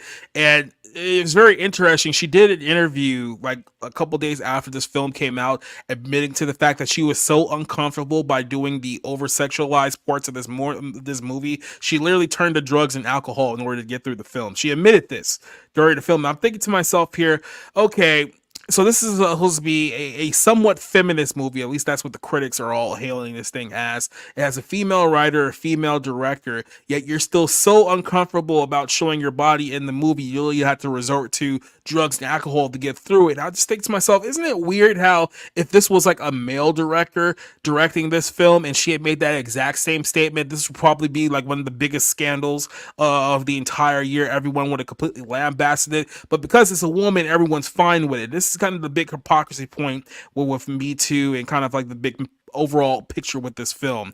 It's that at the end of the day, they're not really complaining about the system or wanting to change it or destroy it or anything like that. They really just want to be in control of everything. And here's what I mean by this. A perfect example is that in the film, obviously, Demi Moore's character is dealing with so much like low self-esteem issues and not being who she once was and seeking that validation from like the industry, right? But then there's a character that she meets a little bit later on in the film. I guess she went to one of her high school friends and whatnot, who's still very much interested in her and still very much interested in the woman that she is now. And there's a certain point where it seems like, okay, maybe she's going to get back in the saddle and try to reclaim some of her life and be happy, but she essentially balks at it because at the end of the day, it's not the validation of him, that this random guy who has no power, that she seeks. It's the validation of the industry that she seeks. And this is the big sticking point with Me Too over the last several years, is that they really just want to be in charge of everything. It's not the fact that, hey, we're really thinking that, hey, look, this system has been, abusive to women for quite some time. Maybe we should get rid of it or severely change it. The only real change they want is that they just want to be the person pressing the buttons and doing all the abusive stuff. We even brought this up a couple of weeks ago. We talked about Don't Worry, Darling, and all the things that were going on behind the scenes with Olivia Wilde and Florence Pugh and Harry Styles. It was like, well, if this was a male director, this would probably be a scandal right now, but because it's a female director, everyone looks the other way. That's kind of my big point of contention with trying to accept the overall message that this film is trying to make. I think in their mind, they think that they're trying to attack the Hollywood beauty standard, but in reality, they're just kind of showcasing the level of unchecked narcissism when it comes to women in the industry, both old and young. Would you agree with that, Rob? Well, the thing I look at is someone using the substance is already broken. Someone that would literally inject something that they don't know how it's going to impact them, what what the studies have been shown or anything like that they'd be willingly taking it. That person's already broken. They are, because she's looking for something that guy can't provide. She likes that he's interested in her and still thinks she's the prettiest girl in the world, Elizabeth Sparkle. But the thing that she's looking for is not love. It's this deeply narcissistic desire to be seen and sought out and seen as an incredibly alluring, attractive symbol of beauty. And that's why, it's a sickness inside of her, is why she takes the substance in the first place. And the decay that occurs because of the lack of balance between the two, beings, it's just like that decay is representative of what was already inside of her, and so I think it's critical of the character. I think it's also critical of the industry. I think you can do both. And this is some French director who is not an American. This is a more of a European satirical look at Hollywood and the industry. Yeah. Now, she might be super political and whatever. I can't speak to that. I don't know. But for me, it was a movie that was nasty. It was a black comedy. And it satirized the very things that we constantly sell on television. And so I think it empathizes with women in general, and that is why it's feminist. However, it's saying, you're buying into this fucking bullshit. You're part of the problem. You're part of the fucking problem. You know what I mean? And so, and that's what happens to her. She becomes this monster because she thought that she could cheat the system, that she could get more time in that spotlight and get that attention. And so I think the movie as much as it's transgressive and it goes to some gross, disgusting places. By the way, the Demi Moore leg atrophy, holy shit. That was like one of the most uncomfortable scenes where I'm just like, oh my God, this is seriously creeping me out right now. So, and disturbing me. So I understand where you're coming from, but I look at it more of what is the director trying to say about the industry that's being depicted, but also the person that would do this, the person that would go to these lengths to get more attention, to have that ego fed, because it ultimately is somebody who's decayed and corrupt inside in the first place. Yeah, there's a Dorian Gray, I don't want to say model, but the Dorian Gray, it touches on the same themes of, you present someone who is beautiful and admittedly beautiful and desirable and just seems to have a wonderful life. But when you see the real person who's hiding or being hidden, it's decrepit and apart. Now, obviously she could have kept the balance, but it was that, remember, the balance started getting off when she was in that one night stand with that biker guy, and she needed some more time. So she thought just taking a little bit wouldn't affect her, and it did.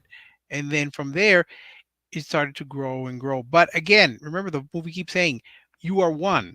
It's not two different people. It's you. You are doing this to yourself. So that was a good theme. That was one thing that I'm kind of surprised they didn't go to, because you figure that, especially after the second time, that Demi's character will start stealing time back, but she never does it, which is just odd. Because she was so obsessed with like living vicariously through her younger self that she didn't even want to get any kind of revenge on her, even though justifiably she probably should have by the time we get to like the second part of this film. And it might have been also, remember when she's making that room, one thing that stuck with me is when she's making that room to hide the body, her neighbor keeps pounding and angry, but as soon as Sue pops up, he completely melts. It's like, oh yeah, well, I'm right here. You want to go have coffee? Like, he completely becomes besotted. So maybe she figured, this is worth keeping, because the younger version, again, it's always, I don't know why it struck me right now that Sue doesn't have a last name. It's Elizabeth Sparkle, but Sue, it's just Sue.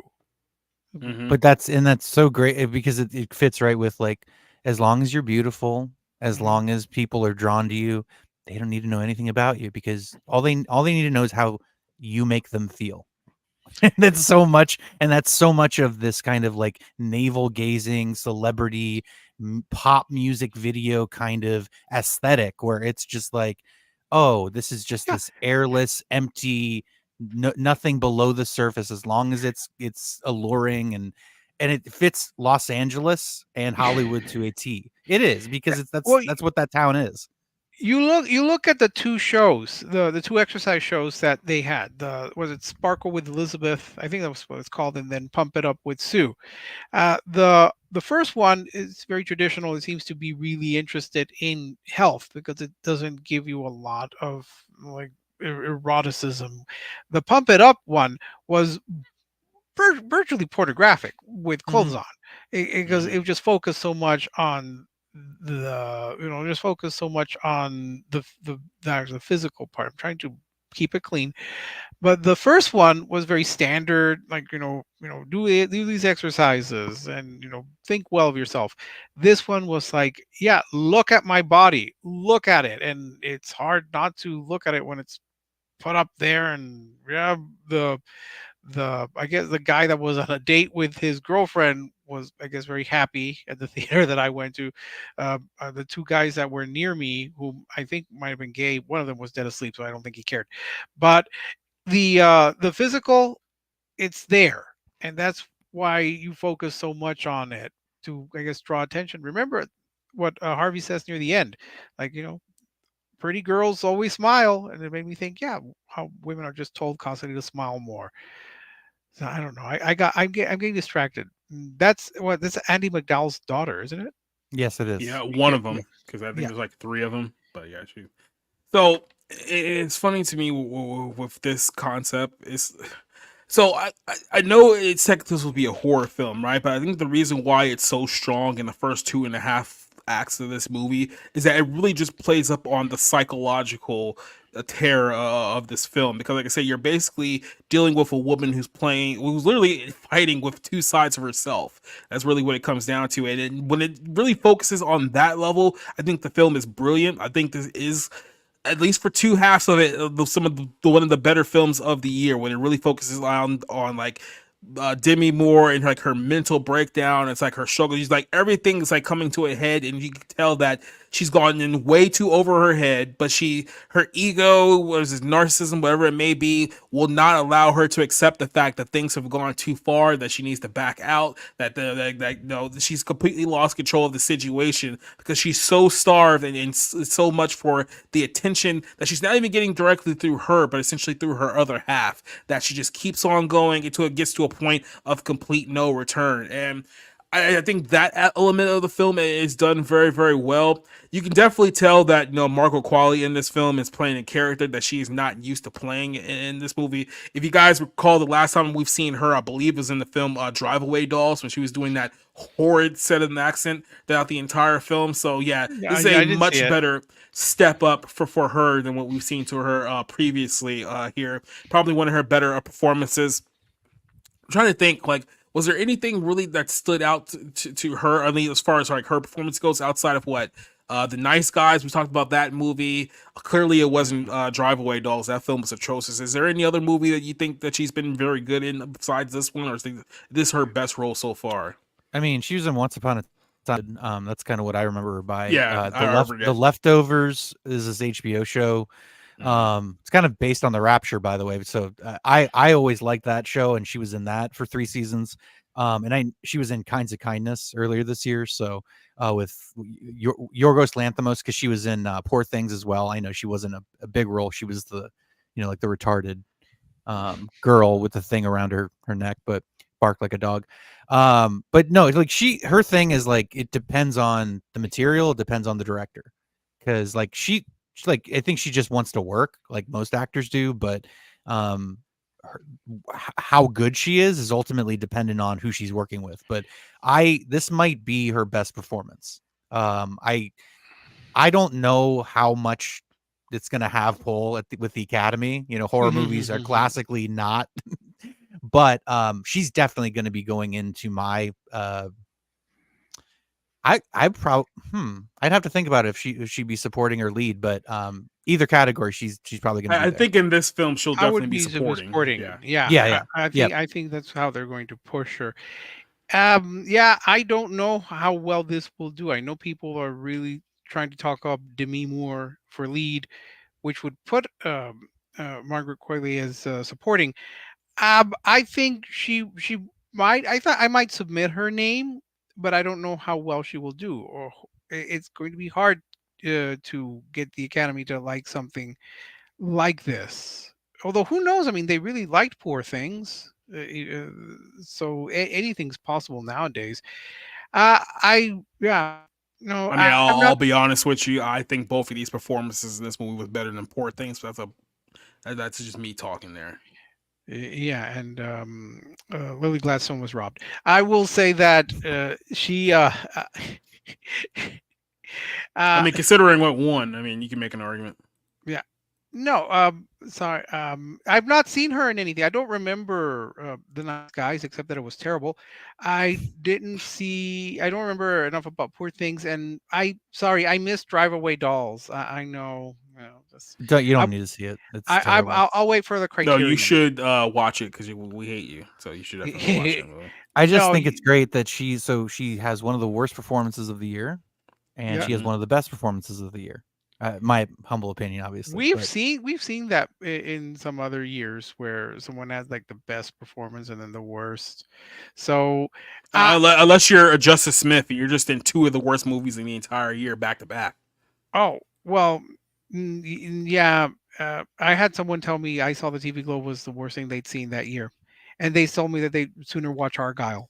So I saw it and it's like all the characters are chemically castrated. That's literally, and that's literally, there's just nothing to the characters at all. And it's like, look, I was an outcast in it's high like school. I get it to some degree, but holy shit, somebody throw a fucking pie. You know what I mean? Like, have some it's like personality. Negan crushed their skulls in with a baseball bat, and somebody said, "And action."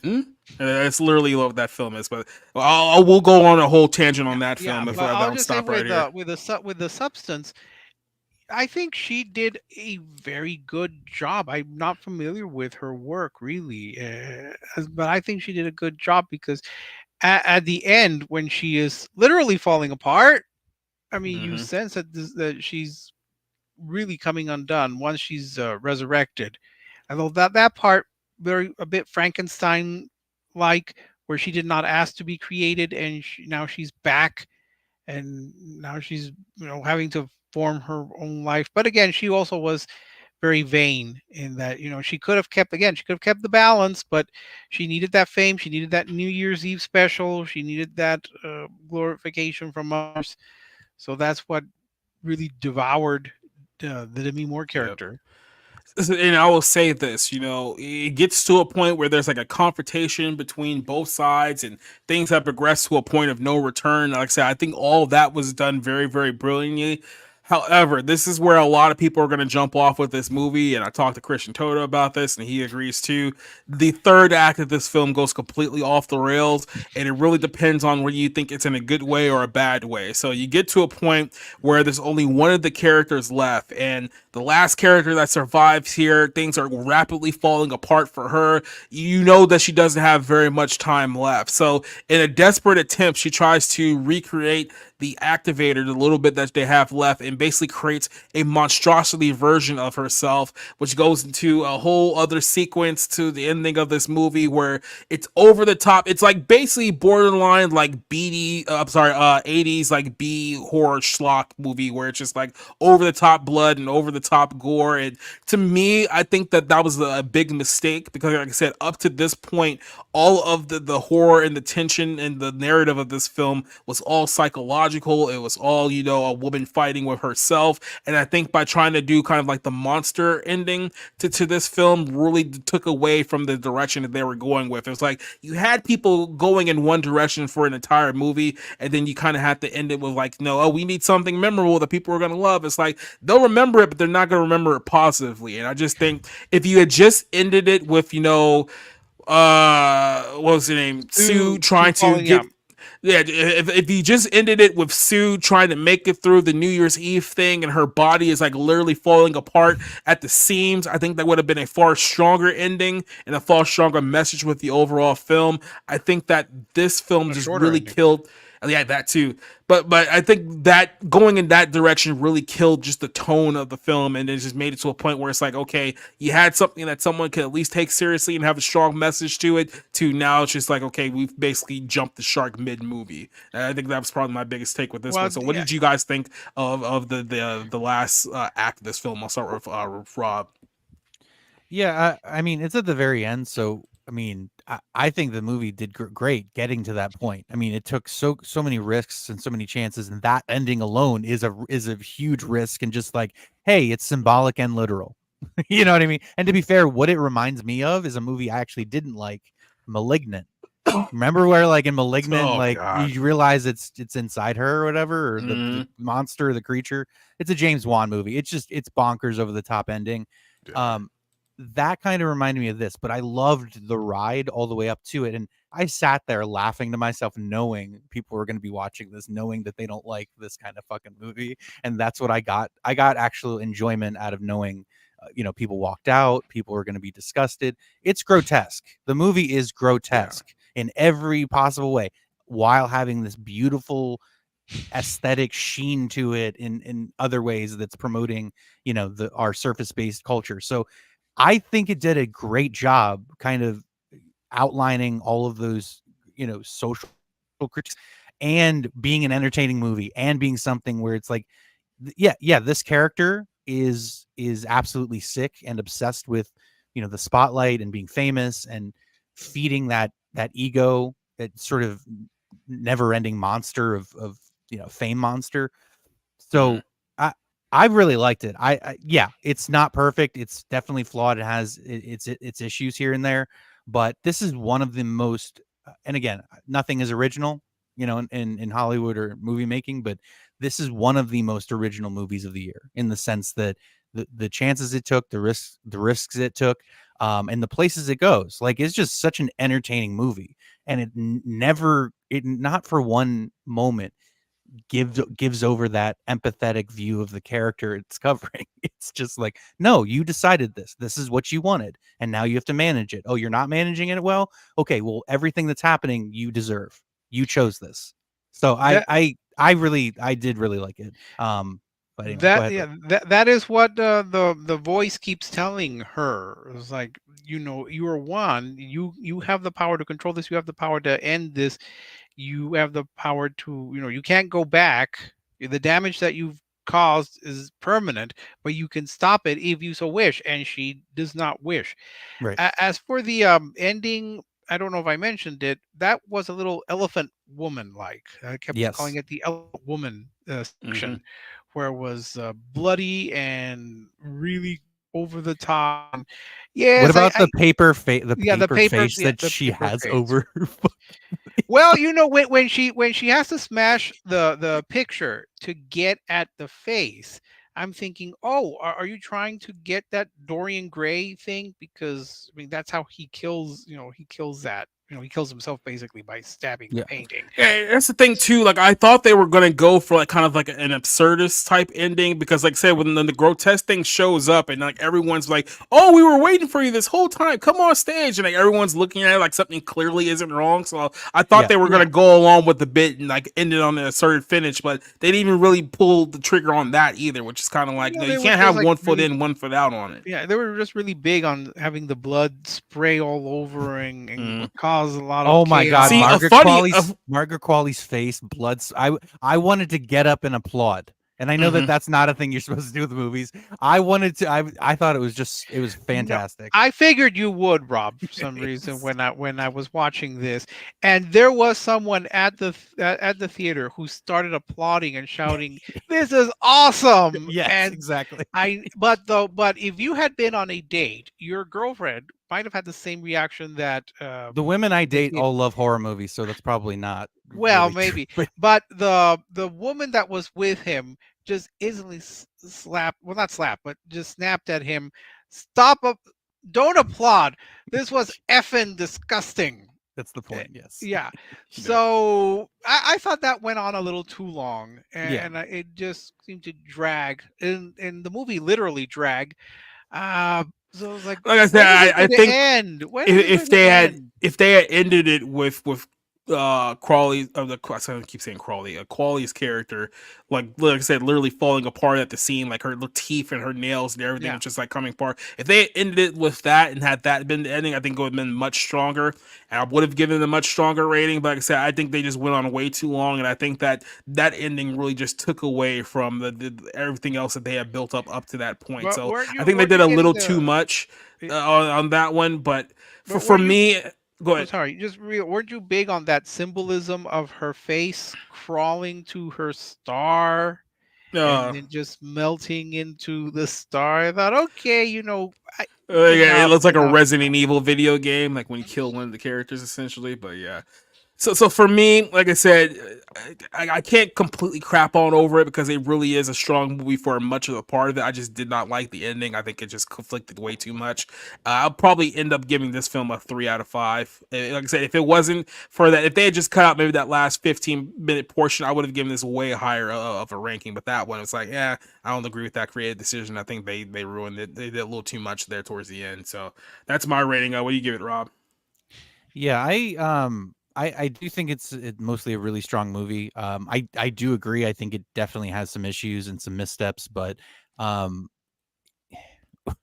we don't get this kind of artistic expression very often where you're just taking these big swings and just being like, well, I hope you're hanging on still. I hope you're, and so I just liked a lot of the chances it took, a lot of the swings it took. And again, I just like how unrelentingly unsympathetic it is largely to the characters, even if it's generally sympathetic to women and beauty standards and whatever. So I gave it a 4 out of 5. It's probably going to be in my top 5 for the year.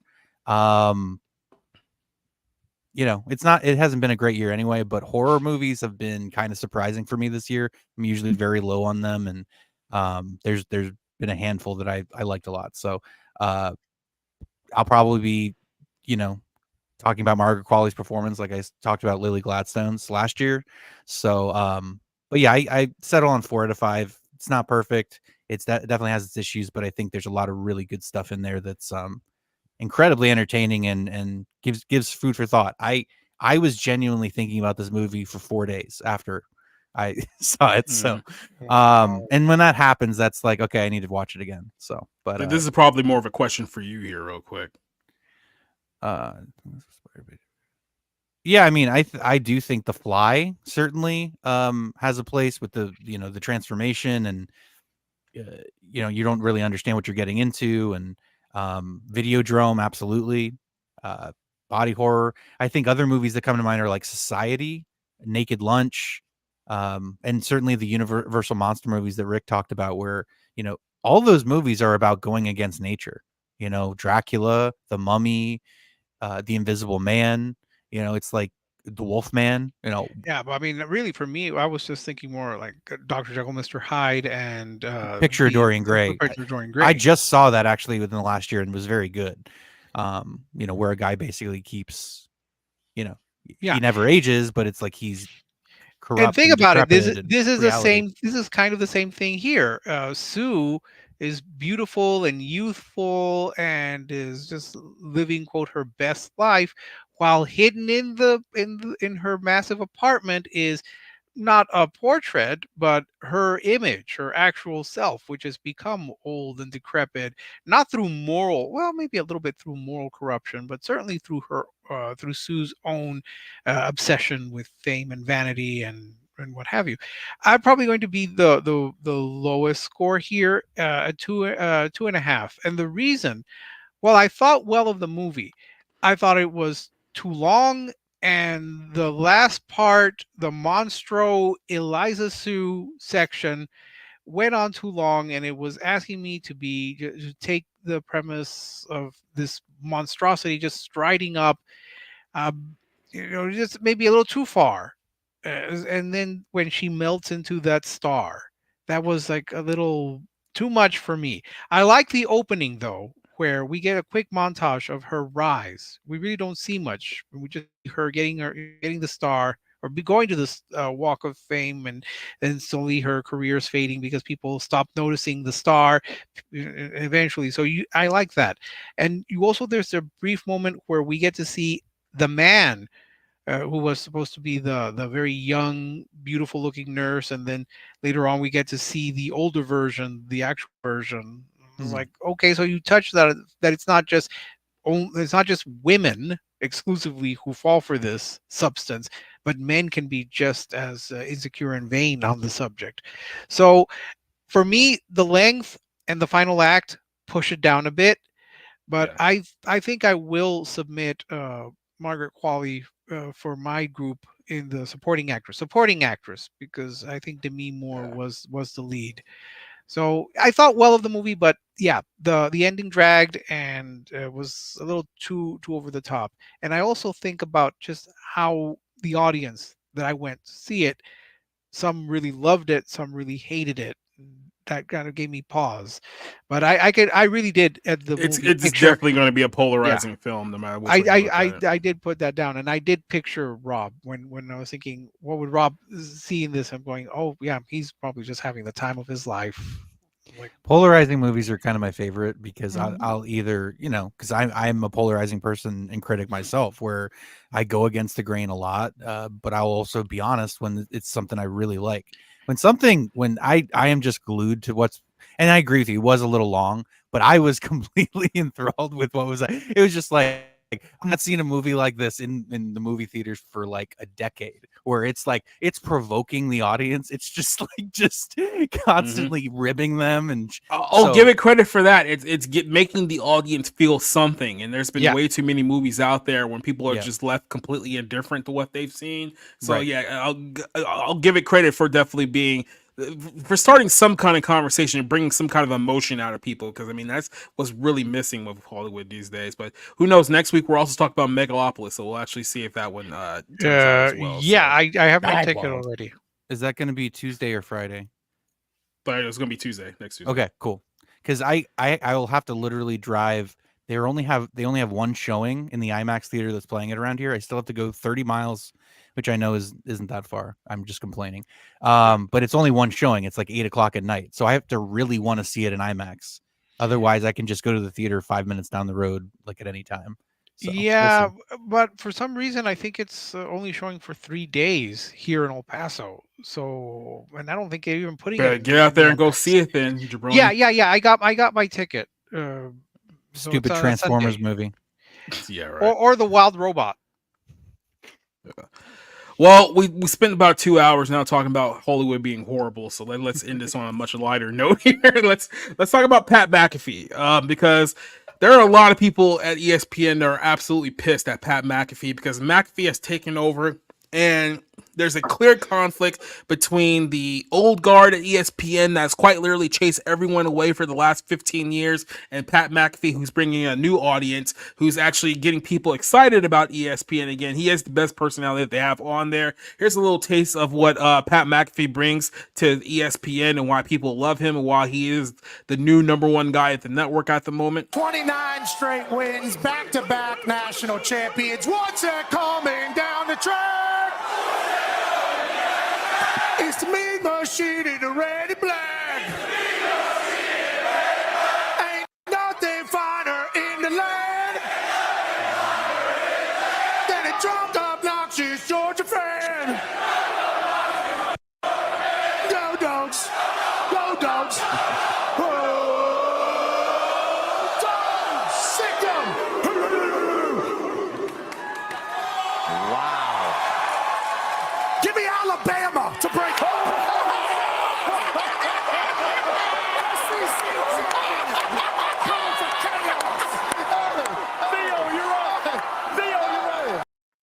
So as you can see, Pat McAfee is a guy who's made for television, but there's a lot of people out there who don't like that right now. And there's a story within a story within a story that there are a lot of people who do not like Pat McAfee, and they are rapidly speaking out against a displeasure about him essentially having more power over the network. So if you guys remember when he first joined about a year ago, there was a lot of people who were afraid that he was selling out, that they were going to Disney-fy him, that they were going to make him just like every other person on ESPN. And the reason why his show, the Pat McAfee Show on YouTube, was so successful was because he wasn't like every other show that was on ESPN. People hate watching First Take and Pardon the Interruption and Around the Horn, all these shows people used to watch 20 years ago. They can't watch it now because it's all politicized. It's all stupid. No one really likes it. Pat McAfee brings back that old style of sports media that we used to have, the old school ESPN that just doesn't exist anymore.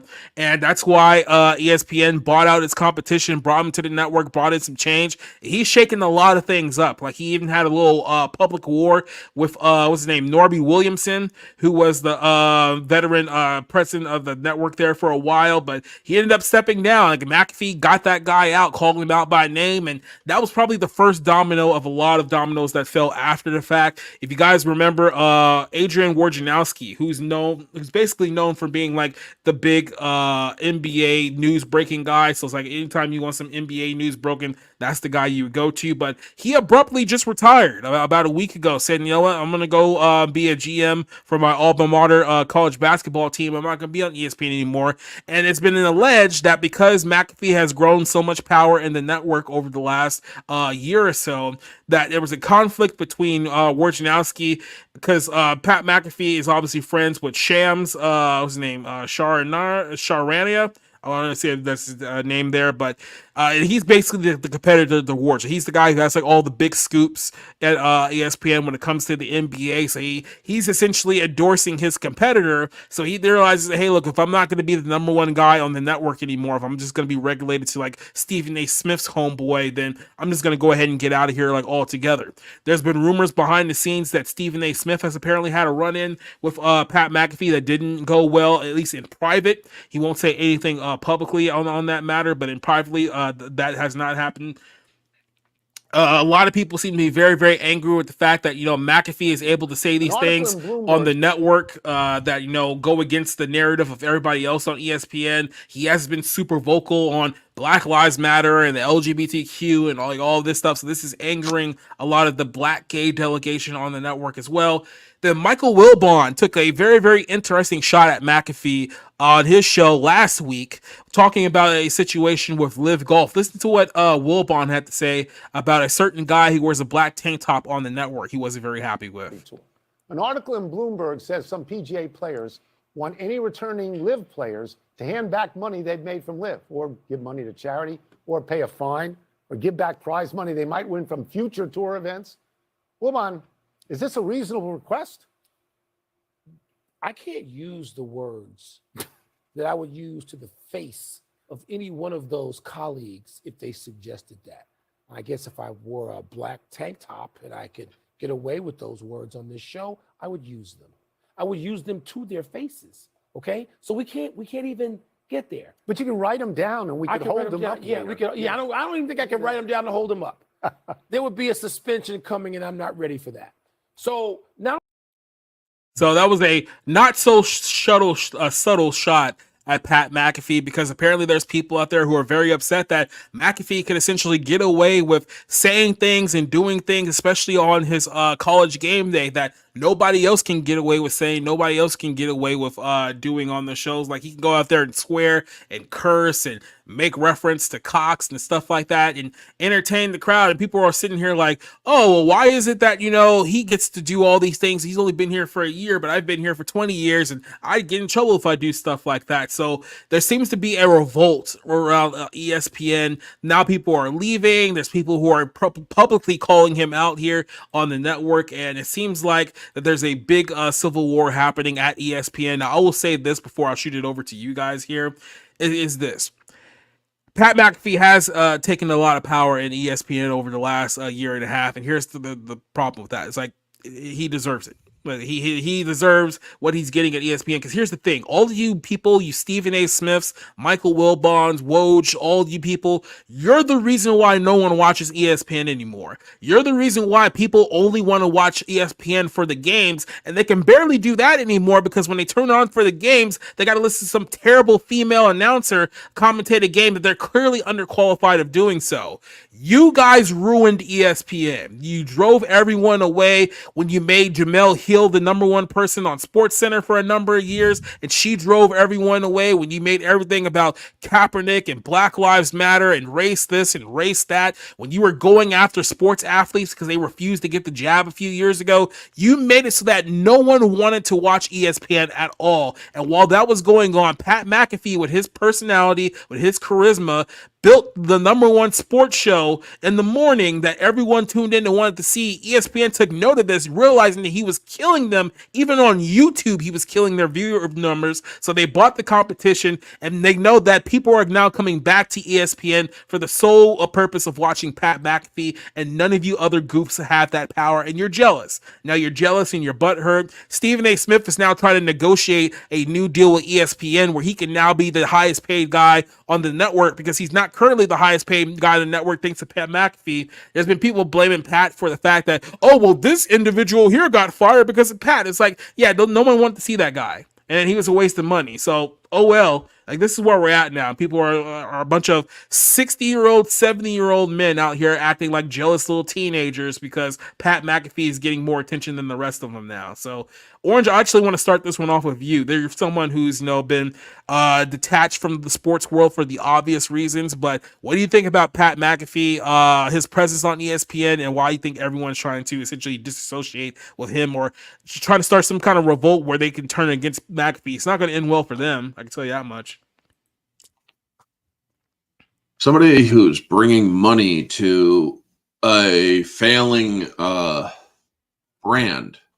Where have I heard that before? Oh, right, the WNBA.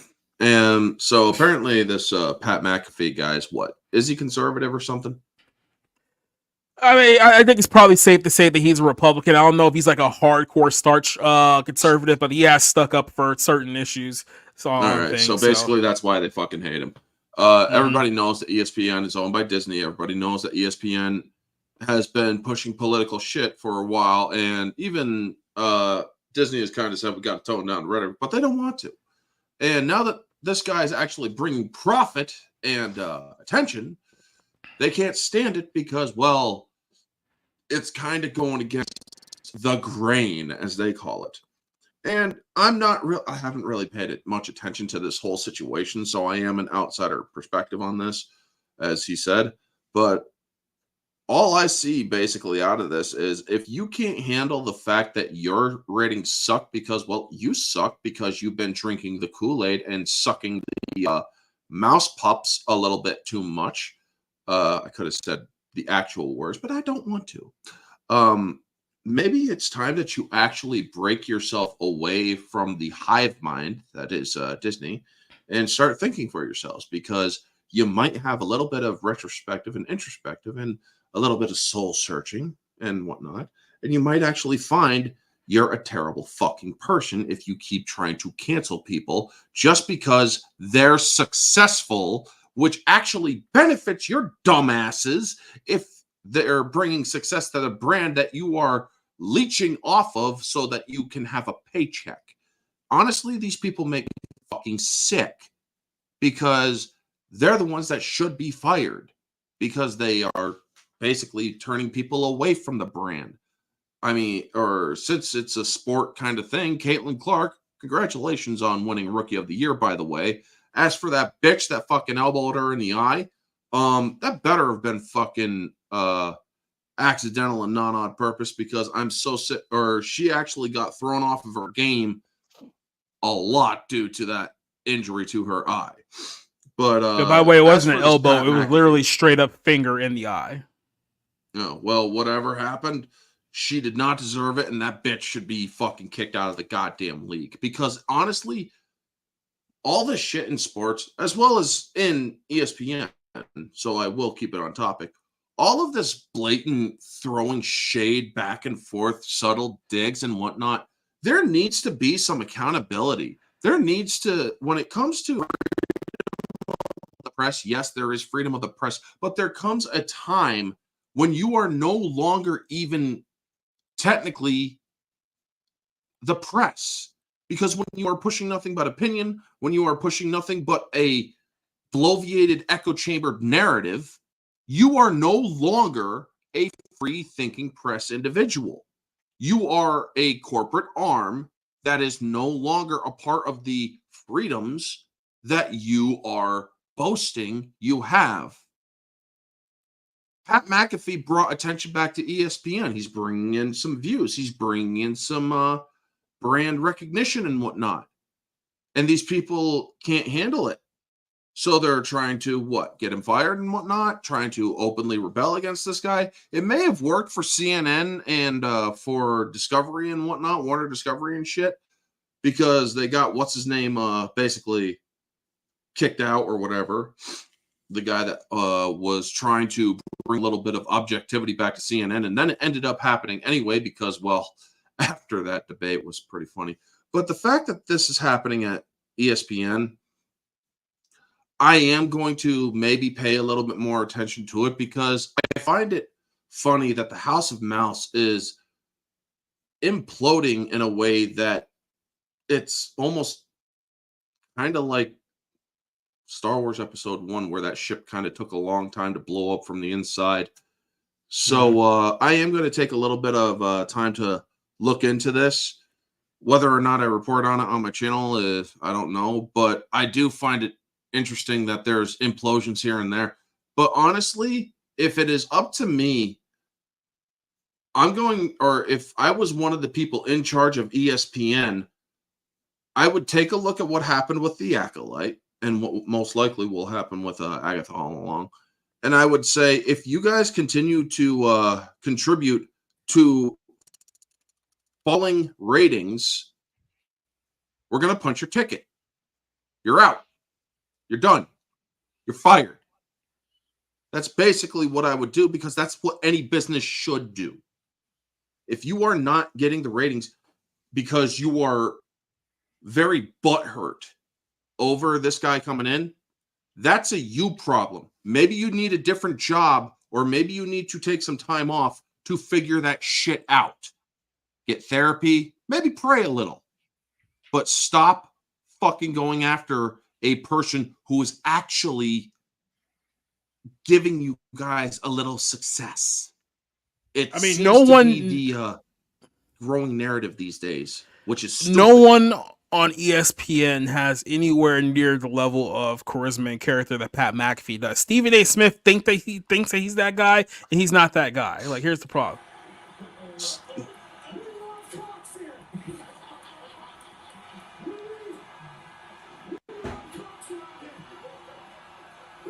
Oh my God, if he throws that chicken at Stephen A., I'm going to laugh so fucking hard. I think it's a cock. I know. Yeah, they were literally in South Carolina, so Yeah, you just the had everyone Gamecocks. chanting cock. Yep. Yeah. See, the problem here, ESPN is a shell of what it used to be. See, if I was running the network, I would take it back to 2002 when they still had relationships, and they still do, because obviously they produce Monday Night Football, but like they had great programming. They had things like the sports reporters. I understand what's happening here. Tony Kornheiser and Michael Wilbon are butthurt because, frankly, ESPN turned their back on sports journalism a long time ago. And really, they should have left a while ago. ESPN has basically fired every significant sports-related talent, analysts, people that can give you insight on the game, people that provide a little bit of a deeper look, and that don't have the Stephen A. Smith talk show where everything gets reduced down to, he choked. He choked in the big moment. It's like, shut up, you fucking idiot. Don't forget so much more complicated. Don't forget the classic, as a black man living here in America, Christ. like that whole thing. And so I trust me, the part of the problem is they became too political. Part of the problem is they stopped giving a shit about their actual not fan base. Core audience. But the core audience. Yeah, people who actually want sports. They don't want politics. And so as much as I fucking hate Pat McAfee because he's a drunk dude bro frat asshole who brings nothing to the table. I mean, seriously, I just put him on to get like the game picks, and just having to hear him talk with his buddies, I wanted to put my foot through the television. So I hate Pat McAfee. I've hated him since he was an Indianapolis Colt. Very good punter in his career. I think he's an obnoxious asshole. I wish he would go away. However, I do think that what you guys have done is true. He's the only person at ESPN that's making people watch still. I mean, how Lee Corso and Kirk Herbstreit and Chris Fowler are still hanging on. How, you have people like Scott Van Pelt. All these people, in a sense, sold out because they stayed with the company that stopped giving a shit about, their subscribers, the people that tuned in. I think it's a shame because there's an entire generation that doesn't know the value of sports journalism and like looking at games and results in a broader, more honest way instead of, headlines. And I mean, they're actively trying to turn the NFL into the NBA with quarterbacks as stars. And, obviously you have different positions and stuff, but it's like, there's more to the game than simply touchdowns and passing yards and, points on the scoreboard. It's like, that's what I long for. I long for a deeper conversation about sports because that's what I grew up with. I grew up with reading the newspaper and watching these daily shows like PTI, but that was a different era. We are no longer in that era. Okay. And so ESPN has to do what it has to do to survive. I don't really like Disney. You know what I mean? Like I think what they're trying to do is going to be unsuccessful ultimately, but Pat McAfee right now is the only reason people watch that network. Outside of Monday Night Football, outside of actual games, they're not watching Sports Center. They'll watch College Game Day because Pat McAfee's entertaining. They'll watch his Daily Show because it's not over politicized garbage. I mean, First Take, or maybe is that ESPN? Yeah, First Take, and then I forget what their other shows are, but it's just like it's just banter. It's empty fucking banter. Like, and I suppose it's supposed to replicate like the barbershop, but it's like most of America doesn't want to hear that. Most of them, it's like you could have debates, but like have them be about things that are a little bit more complex than, reducing a player down to one play. So again, you know this, Jacob, as well as I do, if not better, that ESPN probably died a long time ago. I mean, fuck it. What's great? We'll go back and watch the Norm Macdonald like SB, like it's the monologue or whatever. Yeah. That shit's great. Where he talks like he's just making a joke about Charles Woodson and O.J. Simpson, and it's just like that was the era when it was last good. So it's like, hey, it's dying a slow death. Pat McAfee is one of the few, if only, relevant things about it. So it is what it is. Cider, you still here? Is Cider still here in the ether with us? I am. Yeah.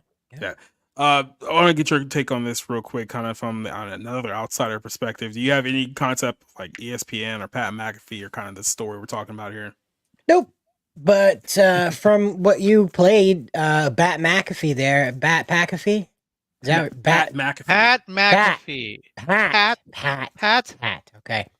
Pat back. He seems like he could make like paint drying fun. He could sportscast an anthill, and it would probably be at least entertaining. As for like being a drunken frat boy, that's pretty much how Zoomers and alphas communicate to each other. So if there's anybody who's going to bring the youth in, it's going to be a guy that sounds like he's half baked before the camera starts rolling. I hate that you're right. I just hate that you're right. We need to get you there on ESPN then, Cider. Yeah, right. Like the orange thing is in the air and people are chasing it. Welcome to Ball Game Monday night. Yep. I mean, he brings energy to the show. Like he even brings Nick Saban. He brings chickens.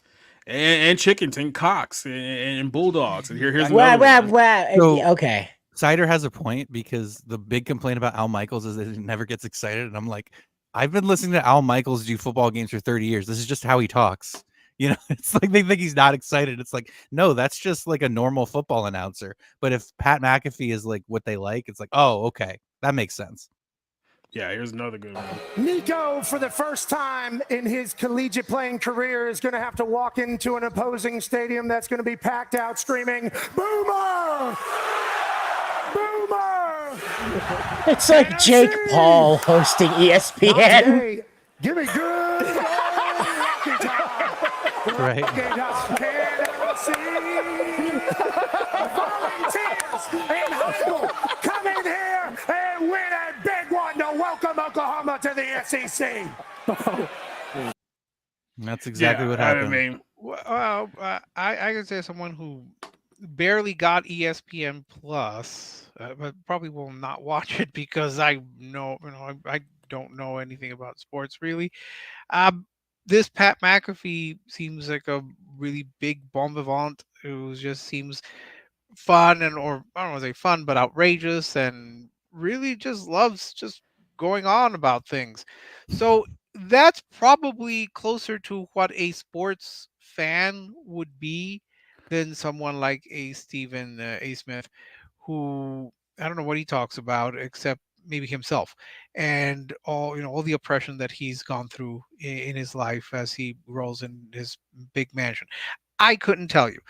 What I can see there just on the clips is that the guy seems to be having fun, and that's what sports should be about. It should be about ESPN used to be about fun. People used to have fun watching ESPN. They don't have fun watching it anymore. And another show we mentioned earlier, Around the Horn, they just canceled that show after like 20 years because it's abysmal. Like it is literally hard to watch. I tried to get through like 1 week of like watching again somewhere in like 2017. I made it to Wednesday and I tapped out. Like I could not take the banter. Tony Reali has just morphed into this aggressive douchebag. Like this is the reason why. Well, it might be that the people at ESPN, the production and the on-camera people, think that all of you guys who watch sports hear them and to hear their ideas about everything. Maybe you guys just watch for them to comment on what is going on the field. I figured, the times that I would watch sports, and I did for a while, I didn't care to hear their opinions. Like Bob Costas talks about gun control. That's not what that's not what I would watch the show for. I want to watch, well, how did this impact the game? What's the score? What do the players do to improve? What do the teams do to improve, or what the team's doing right? That's what sports analysis should be about. It should not be about whether or not a player refuses to take the backs, or that kicker from Kansas City talks about his religious faith and how he wants his wife to be a traditional wife or what have you. Those aren't things that the sports person cares about. And so this Pat McAfee, he seems to be tapping into that. Seems to be having a good time doing that. And is certainly, when I saw that first clip of, was it that Georgia Alabama thing, he knows his audience. His audience is there to cheer on their team. They're not there to try to listen to the Black National Anthem over and over and over and be told how awful you are.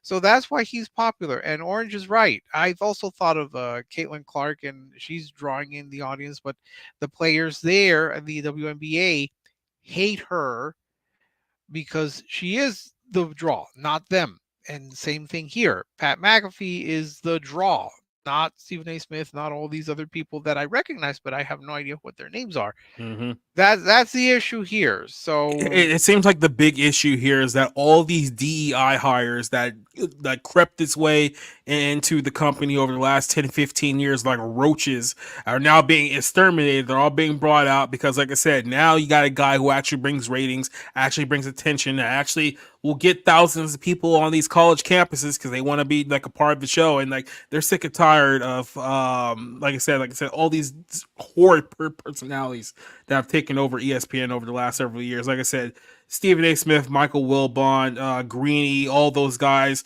I mean, the only person I think I would give a pass to at this point, I think he's doing pretty well on his own, is Shannon Sharp.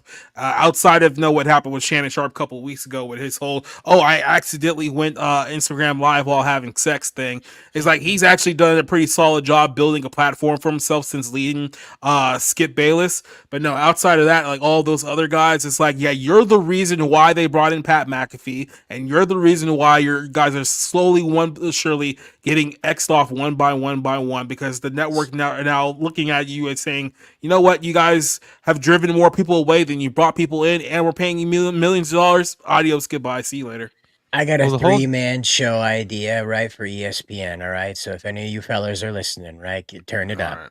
So here we go. All right, you got your Pat McAfee, right? Okay, then you go to Shaq. All right, you go to Shaq. You got Pat and Shaq, all right? Okay, here's the curveball. Joe Rogan. And the three of them talk about sports during the week, okay? And Joe's just blasted out of his mind. Shaq's just there to have a good time, and Pat's leading the way. that network is already like about to go commit sockapoo because they got a Pat McAfee on. They would literally jump out of a window if ESPN ever hired Joe Rogan to do I know, right? It'd be great. You could always bring back Dennis Miller to do football analysis. Yes. I love Dennis Miller because he's like the exact wrong person. Monday Night Football needed to try something, so they got Dennis Miller. I'm sorry, even as an 11-year-old, I was like, that's not going to work. And it's like, even Monday Night Football, it's like, I think they've done a good job of like fixing their presentation beforehand, because like I said, now they're giving you the option of, hey, you can either watch Joe Buck or Troy Aikman, or you can watch Eli and Peyton Manning like call the games. And I think it's done a lot better to draw people back in to Monday Night Football, because the presentation on that whole thing hadn't been good for a while either, and they finally turned that around. So I mean, you can only hope that, somebody at ESPN is like, hey, look, this network used to be great when it appealed to the 18 to 34 male demographic. Let's go back to that. Let's do a little bit less Black Lives Matter. Let's do a little bit less, black lesbians whining about Caitlin Clark for several hours out of the day. Let's actually try to get people to watch this network again like they used to. Well, Jemele Hill was so bad. She was so bad they fired her from the network that's being actively political. I just want to point that out. Yeah. That's how toxic she was. It was like even the network They that's gave pushing her the the head DEI slot. bullshit. Yeah. They gave her the head slot of Sports Center, and she drove people away in droves. Like, people literally refused to watch Sports Center because they saw her face every single night. Well, here's the thing. Again, without knowing much about Pat McAfee, and this is the first I've heard of him. I thought he was that guy who Antivirus guy.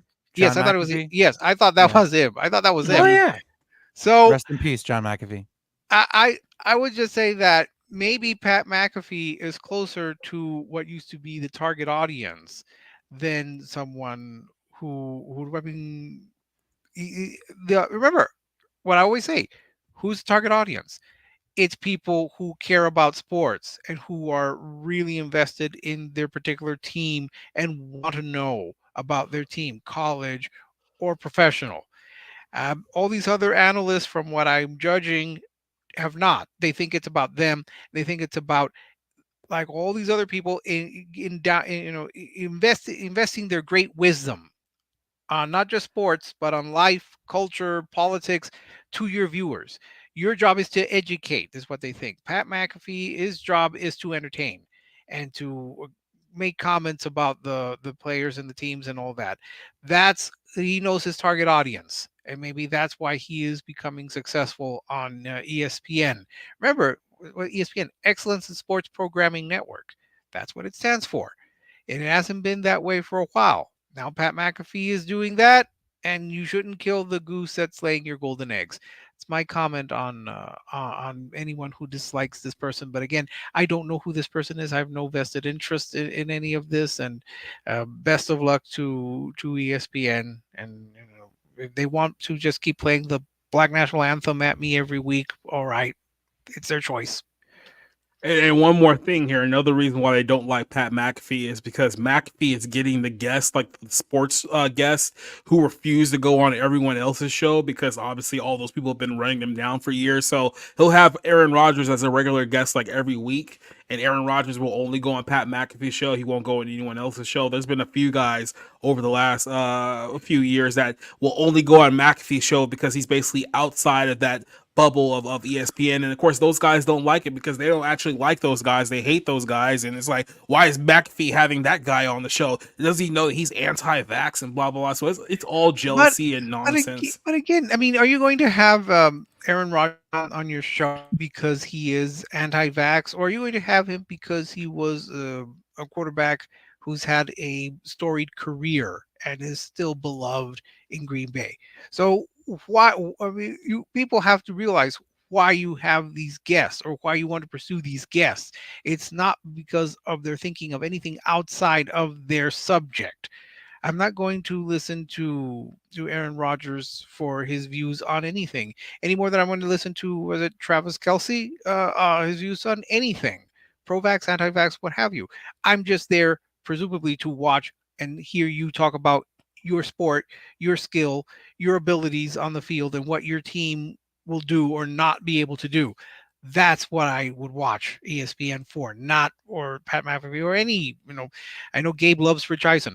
I've not seen it, but I presume that's why you watch, to hear about the sports, not to hear about anything else. So why do they forget their target audience is what I'm just marveling at as an outsider. And see, Rich Eisen was one of those talented guys that was on SportsCenter. With him and Stuart Scott were my favorite pairing growing up. But he literally left to go join NFL Network when it launched in, I want to say the early 2000s, like 2003, something like that. So he left almost 20 years ago, and that's literally what ESPN is doing. They're riding on the coattails of people remembering when they used to focus on sports and gave entertaining calls to the highlights, home run ball, get out of town, like just a fun, energetic, exuberant environment. And that just doesn't exist anymore because they want to talk about other shit like they've stopped covering baseball, like they had that show Baseball Tonight. Yeah. And it was a great sort of way to get all the highlights and all the action from the day's games. It went over to, it basically exists now on MLB Network. I remember Baseball Tonight, actually. And now you see, that's how out of touch I am. actually thought it was still on, and I haven't seen the MLB Network for a while. And I used to watch it religiously, but now it's like, well, I mean, I don't have it anymore, and it was not a loss. I understand that they're doing some show where they're trying to bring younger people in. Like, I have no interest in it. So again, always remember your target audience. Always remember your target audience. Once you start losing them, you're going to lose. So again, But even they had Sunday Night Baseball. They had the play-by-play caller for, I think, the Giants, John Miller, who was just tremendous at what he did. And it's like you're just throwing money by not. It's like in baseball, so much about it is about history, and it's about those familiar voices. And I mean, look at what I'm trying to think of, the Dodgers guy, Vin Scully. Look at how beloved that guy was. Beloved, because he was the voice of countless hours of baseball games that people who listen to. despise the Dodgers will Right. never despise Vin Scully. They will love him. Yep. And like I said, this is just kind of where they're at now. They're mad because, like I said, Pat McAfee, I think Neo Zoe even asked it earlier. It's like, is this similar to Caitlin Clark? I mean, it really is. Like I said, all these DEI hires who they brought in over the last several years, they're now getting slowly phased out, and they're looking at it as like, oh, who's the number one guy on our network right now? Pat McAfee, a white dude. Who's the number one player in the WNBA right now? Caitlin Clark, a white girl. So, of course, these people are all looking at it from a race perspective and all butthurt and whatnot. But like I said, they're the ones who bring views. It's like, you guys haven't brought views. You've lost viewers, and that's kind of where we're at. Are we saying that Pat McAfee is not going to be upset if the NHL doesn't have Pride nights and Pride jerseys? Probably won't mention it at all, which is only going to make them angrier because it's like, no, you need to mention it and be on our side. And good luck with that. But we reached the end of the show here, so we'll go ahead and wrap things up here for the night and send you guys off with these lovely faces. I think we'll start off with this guy. So yeah. Wow, that was rotten. Rough. Let's take two. Okay, I guess we'll start with this guy instead. Champagne. As you can see, I am having a toast here, and that is a toast to you out there that joined us over on the Bounding Into Comics YouTube channel, and helping us getting the numbers up on our Assassin's Creed videos, because Japan ran off Ubisoft. That's right. They were meant to show up at the Tokyo Game Expo this weekend, and then abruptly in the middle of the afternoon just said, oh, by the way, we gotta go. They only pointed to extenuating circumstances, and they left. Like, did somebody puke all over everybody's laundry? Who knows? But we're over on Bounding celebrating, so pick your favorite drink and join me on the latest uploaded video as we discuss what the hell happened. All right. Rob, what you got, cut? Well, it was another successful show. Thank you all for coming by. I got Megalopolis to watch this week. I have a lot of reviews to get out, which I'm probably going to push off, but no, I'm going to try. I'll just get those out, and as 2024 comes to an end. So, just watching movies and football and being distracted by life in general. So, follow my Twitter. Go watch The Substance. It was, I want to say it was great. I don't think it was great, but yes, it's a very good movie. Go see it. Tell me what you think. And that's pretty much it. I'll see you next week. All right. Orange Hat, take two. Okay, was I muted or something, or was it just my audio wasn't? Yeah, coming through? your internet just completely died. I guess you started talking. So, no, sorry about that. But anyway, I'm Orange Hat. You can find me either here or here on Twitter. This one is the blue check. Well, okay, but anyway, yeah, my channel, I do live streams pretty much almost every day of the week. Next month, October 6th through 9th, I will not be doing any streams because I will be visiting family. That's all I can really say on that right now. Tomorrow, 8:30 on my friend Jade Shadow's channel, we're talking X2. And Thursday is Logan exclusively on X on this one. Orange Hat 2185. Friday is Orange Hat Uncensored. Saturday or Sunday is going to be the weekly recap where I do a couple of basically kind of like the same thing here. So we're also going to be talking, except we're not talking new movies, we're talking older movies, and we're going to be talking Finding Forrester. So yeah, that's what's going on, and I'm sorry if I have a lot of static. Something's going on with my internet, I guess. I do apologize for that. But yeah, that's all. Rick. Hey everyone. Well, I've got I published my substance review yesterday, so it's a good, not great movie. Coming up, I've got Superman, the Christopher Reeve documentary that I'll be watching tomorrow, and I also have Megalopolis this weekend. I'm looking forward to it. I want to see if Francis Ford Coppola still has it or if he's completely gone insane. I also have upcoming retrospective 4 versions of The Mummy, which I need to work on, and also more reviews of just movies that I've seen and just not gotten around to writing about. So yeah, pretty much it. Thank you. Now that baseball season has ended, I might devote more time to things like this. So that's it. Thank you. Anyway, like I was saying, yeah, so thank you for joining us for tonight's show. Next week we will be reviewing that Megatropolis movie. That'll be on next Tuesday's Bar Room. This coming Friday we'll be doing the next episode of The Bible Lens. That will be on the biblical definition of repentance, so that'll be an important episode for this coming Sunday. Tomorrow I'll be back with 01 on the Bounding crew.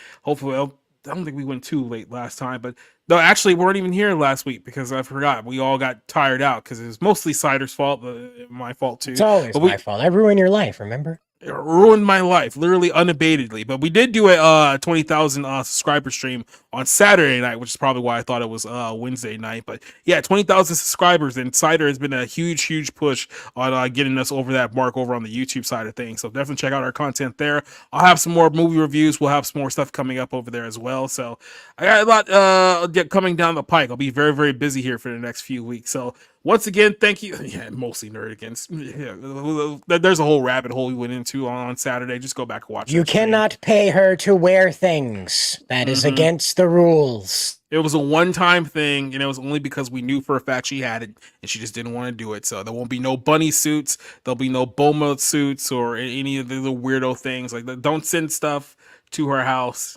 So then just don't do it. Outside of that, we will see you guys on hopefully if you guys see tomorrow night on Bounding. If not, I'll see you on Sunday. If not, I will see you guys next Tuesday night here for another show. Adios, goodbye. Watch out videos. They'll be cut up and pasted on the site. Wave to the people. What is that? What are you doing? What is this? It's my royal wave. Oh, that's a royal wave. Yeah, that's a British wave. It looked like he was like doing like some kind of tally, and it's like, give me my money. Like what are you doing? It's like, okay. House of Atreides. Spaghetti massage. The Ring. It's The Ring. Yeah. From Dune. The ring. Well, I did get the one ring from Frodo. I got the ring from Frodo. Frodo back there. Never mind. Yeah. Okay. Yeah. Or you killed it anyway. Yeah. Okay. Oh.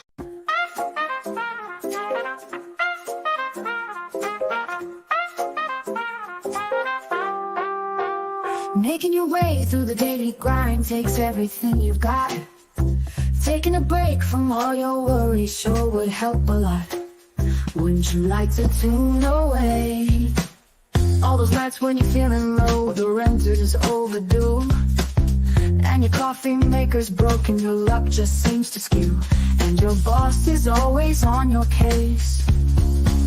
Sometimes you wanna go where everybody knows your name, and they're always glad you came. You wanna be where you can see our troubles are all the same. You wanna be where everybody knows your name. Roll out of bed and you feel the dread. The morning's looking bleak.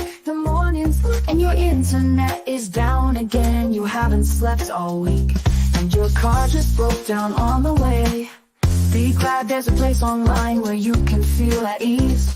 In the Barroom Podcast, friends, we share our thoughts and teas. Every story shared, every laugh so free. Sometimes you wanna go where everybody knows your name, and they're always glad you came. Wanna be where you can see our troubles are all the same. You wanna be where everybody knows your name. So here's to the moments we all hold dear. In this ballroom of the airwaves with friends so near. Every story shared, every heartfelt cheer. It's more than just a podcast, it's where we steer. I still don't feel like I know how to shoot these things.